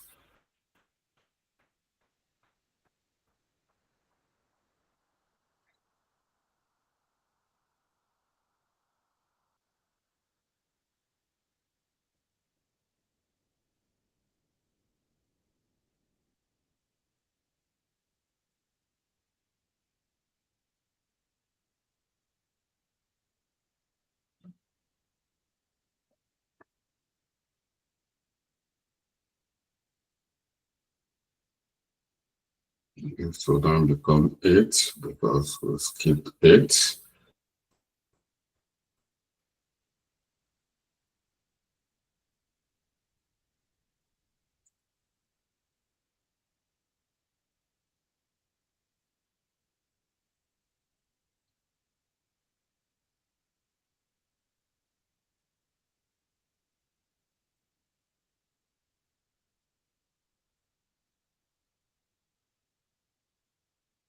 Okay.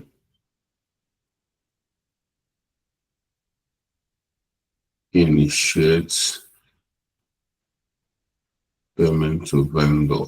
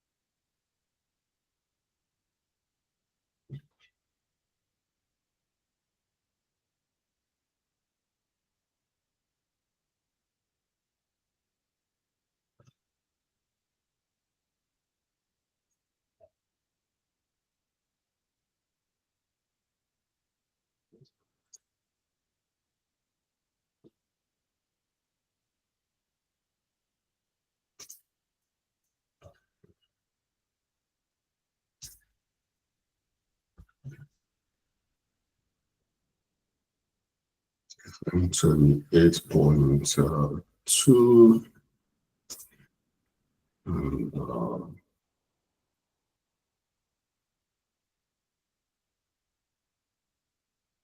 That's supposed to be 8.1. correct. That initial payment is supposed to vendor is supposed to be 8.1. Okay. All right, it will be corrected.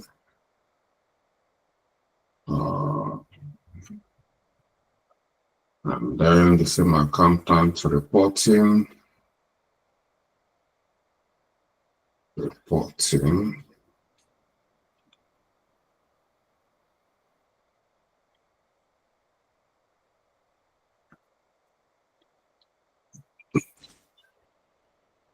All right.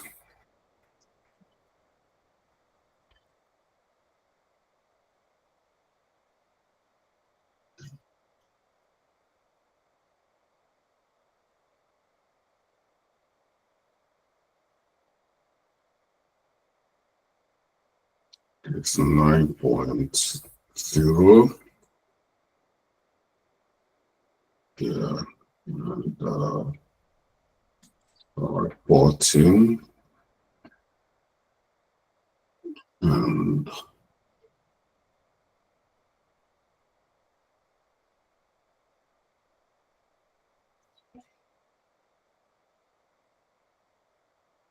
various data source.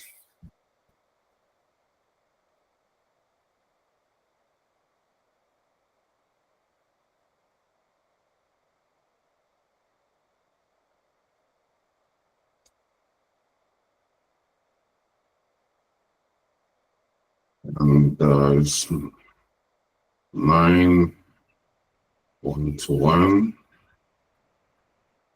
and yep, and yeah.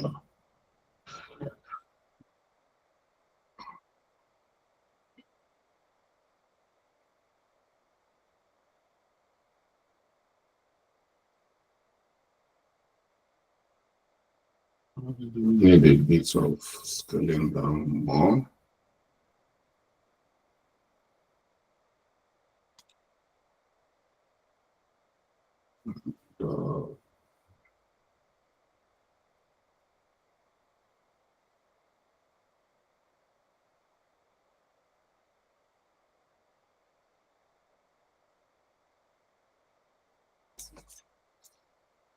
This is the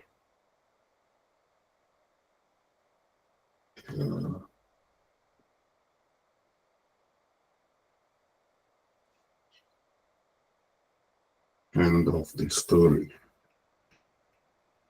End of story.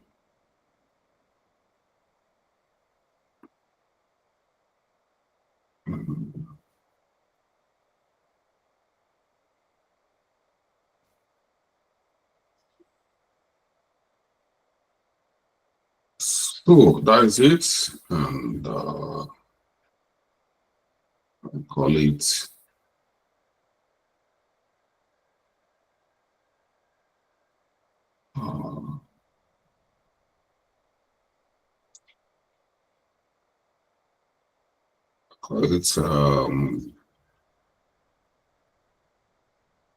Neara's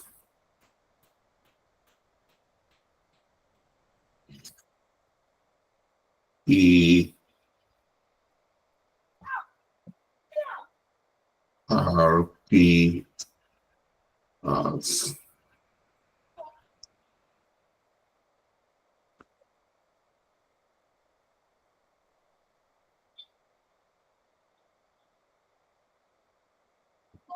this is process flow.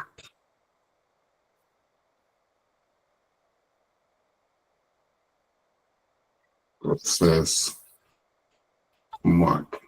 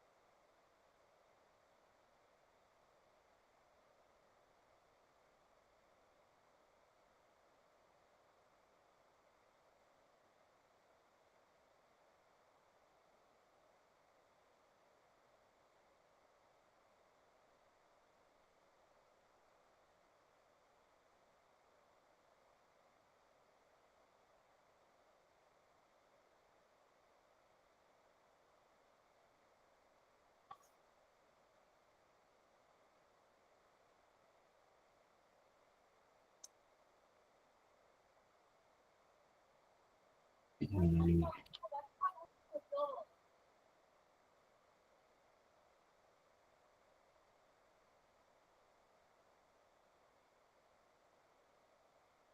this is what we've done. Yeah.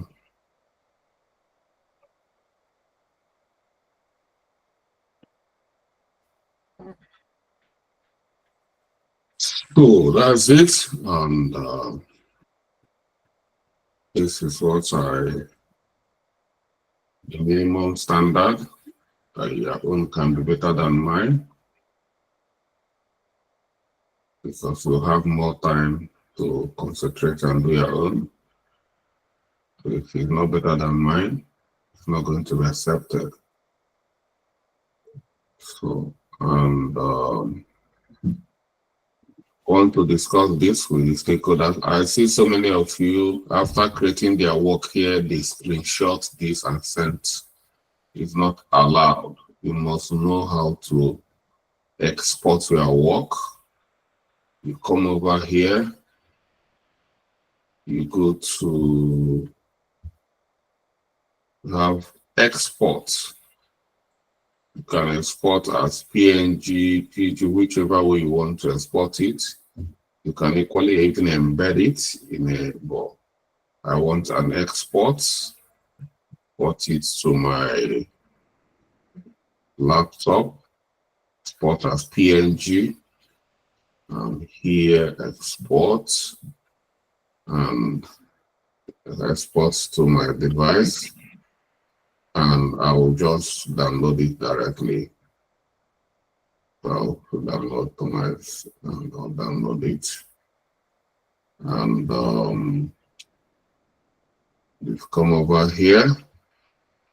This work will be finished now. This is the one we have before now. Okay, I'll add the one we just created now here. It will be on my system, and I insert here. Upload from here. So it's here, and that's it here. This is what we just created now. I have it here waiting to discuss it with my line manager or my team. And here, this is the assist. You can carry out a gap analysis on this. So this is assist. The work is not finished. You can continue and carry out a gap analysis on this.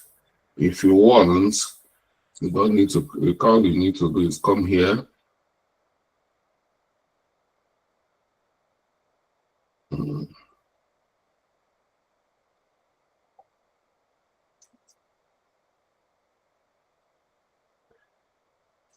All you need to do is come over here and add a new page.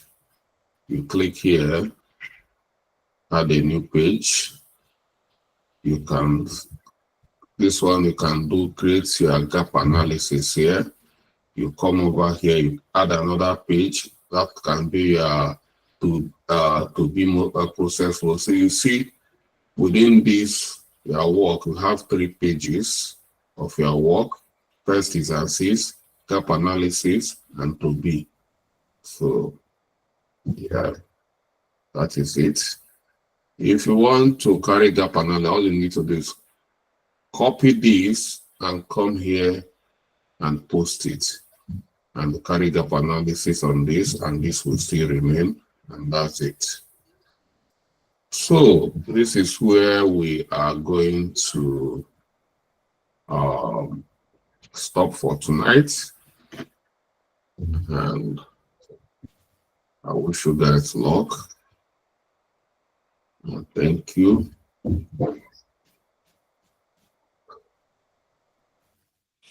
Thank you, Mr. Charles. Thank you, Mr. Thank Charles. you, Thank you, Mr. Charles. Thank you, Mr. Yes, sir. Chair. Thank you, sir. All right. Thank you, Thank you, sir. sir. That's how you can start are calling yourself a business manager. Yeah, business, not project manager. This is not project manager. This is business analyst. All right. Okay, sir. Thank you, everyone. Well, what we are doing here is business analysis, not project management.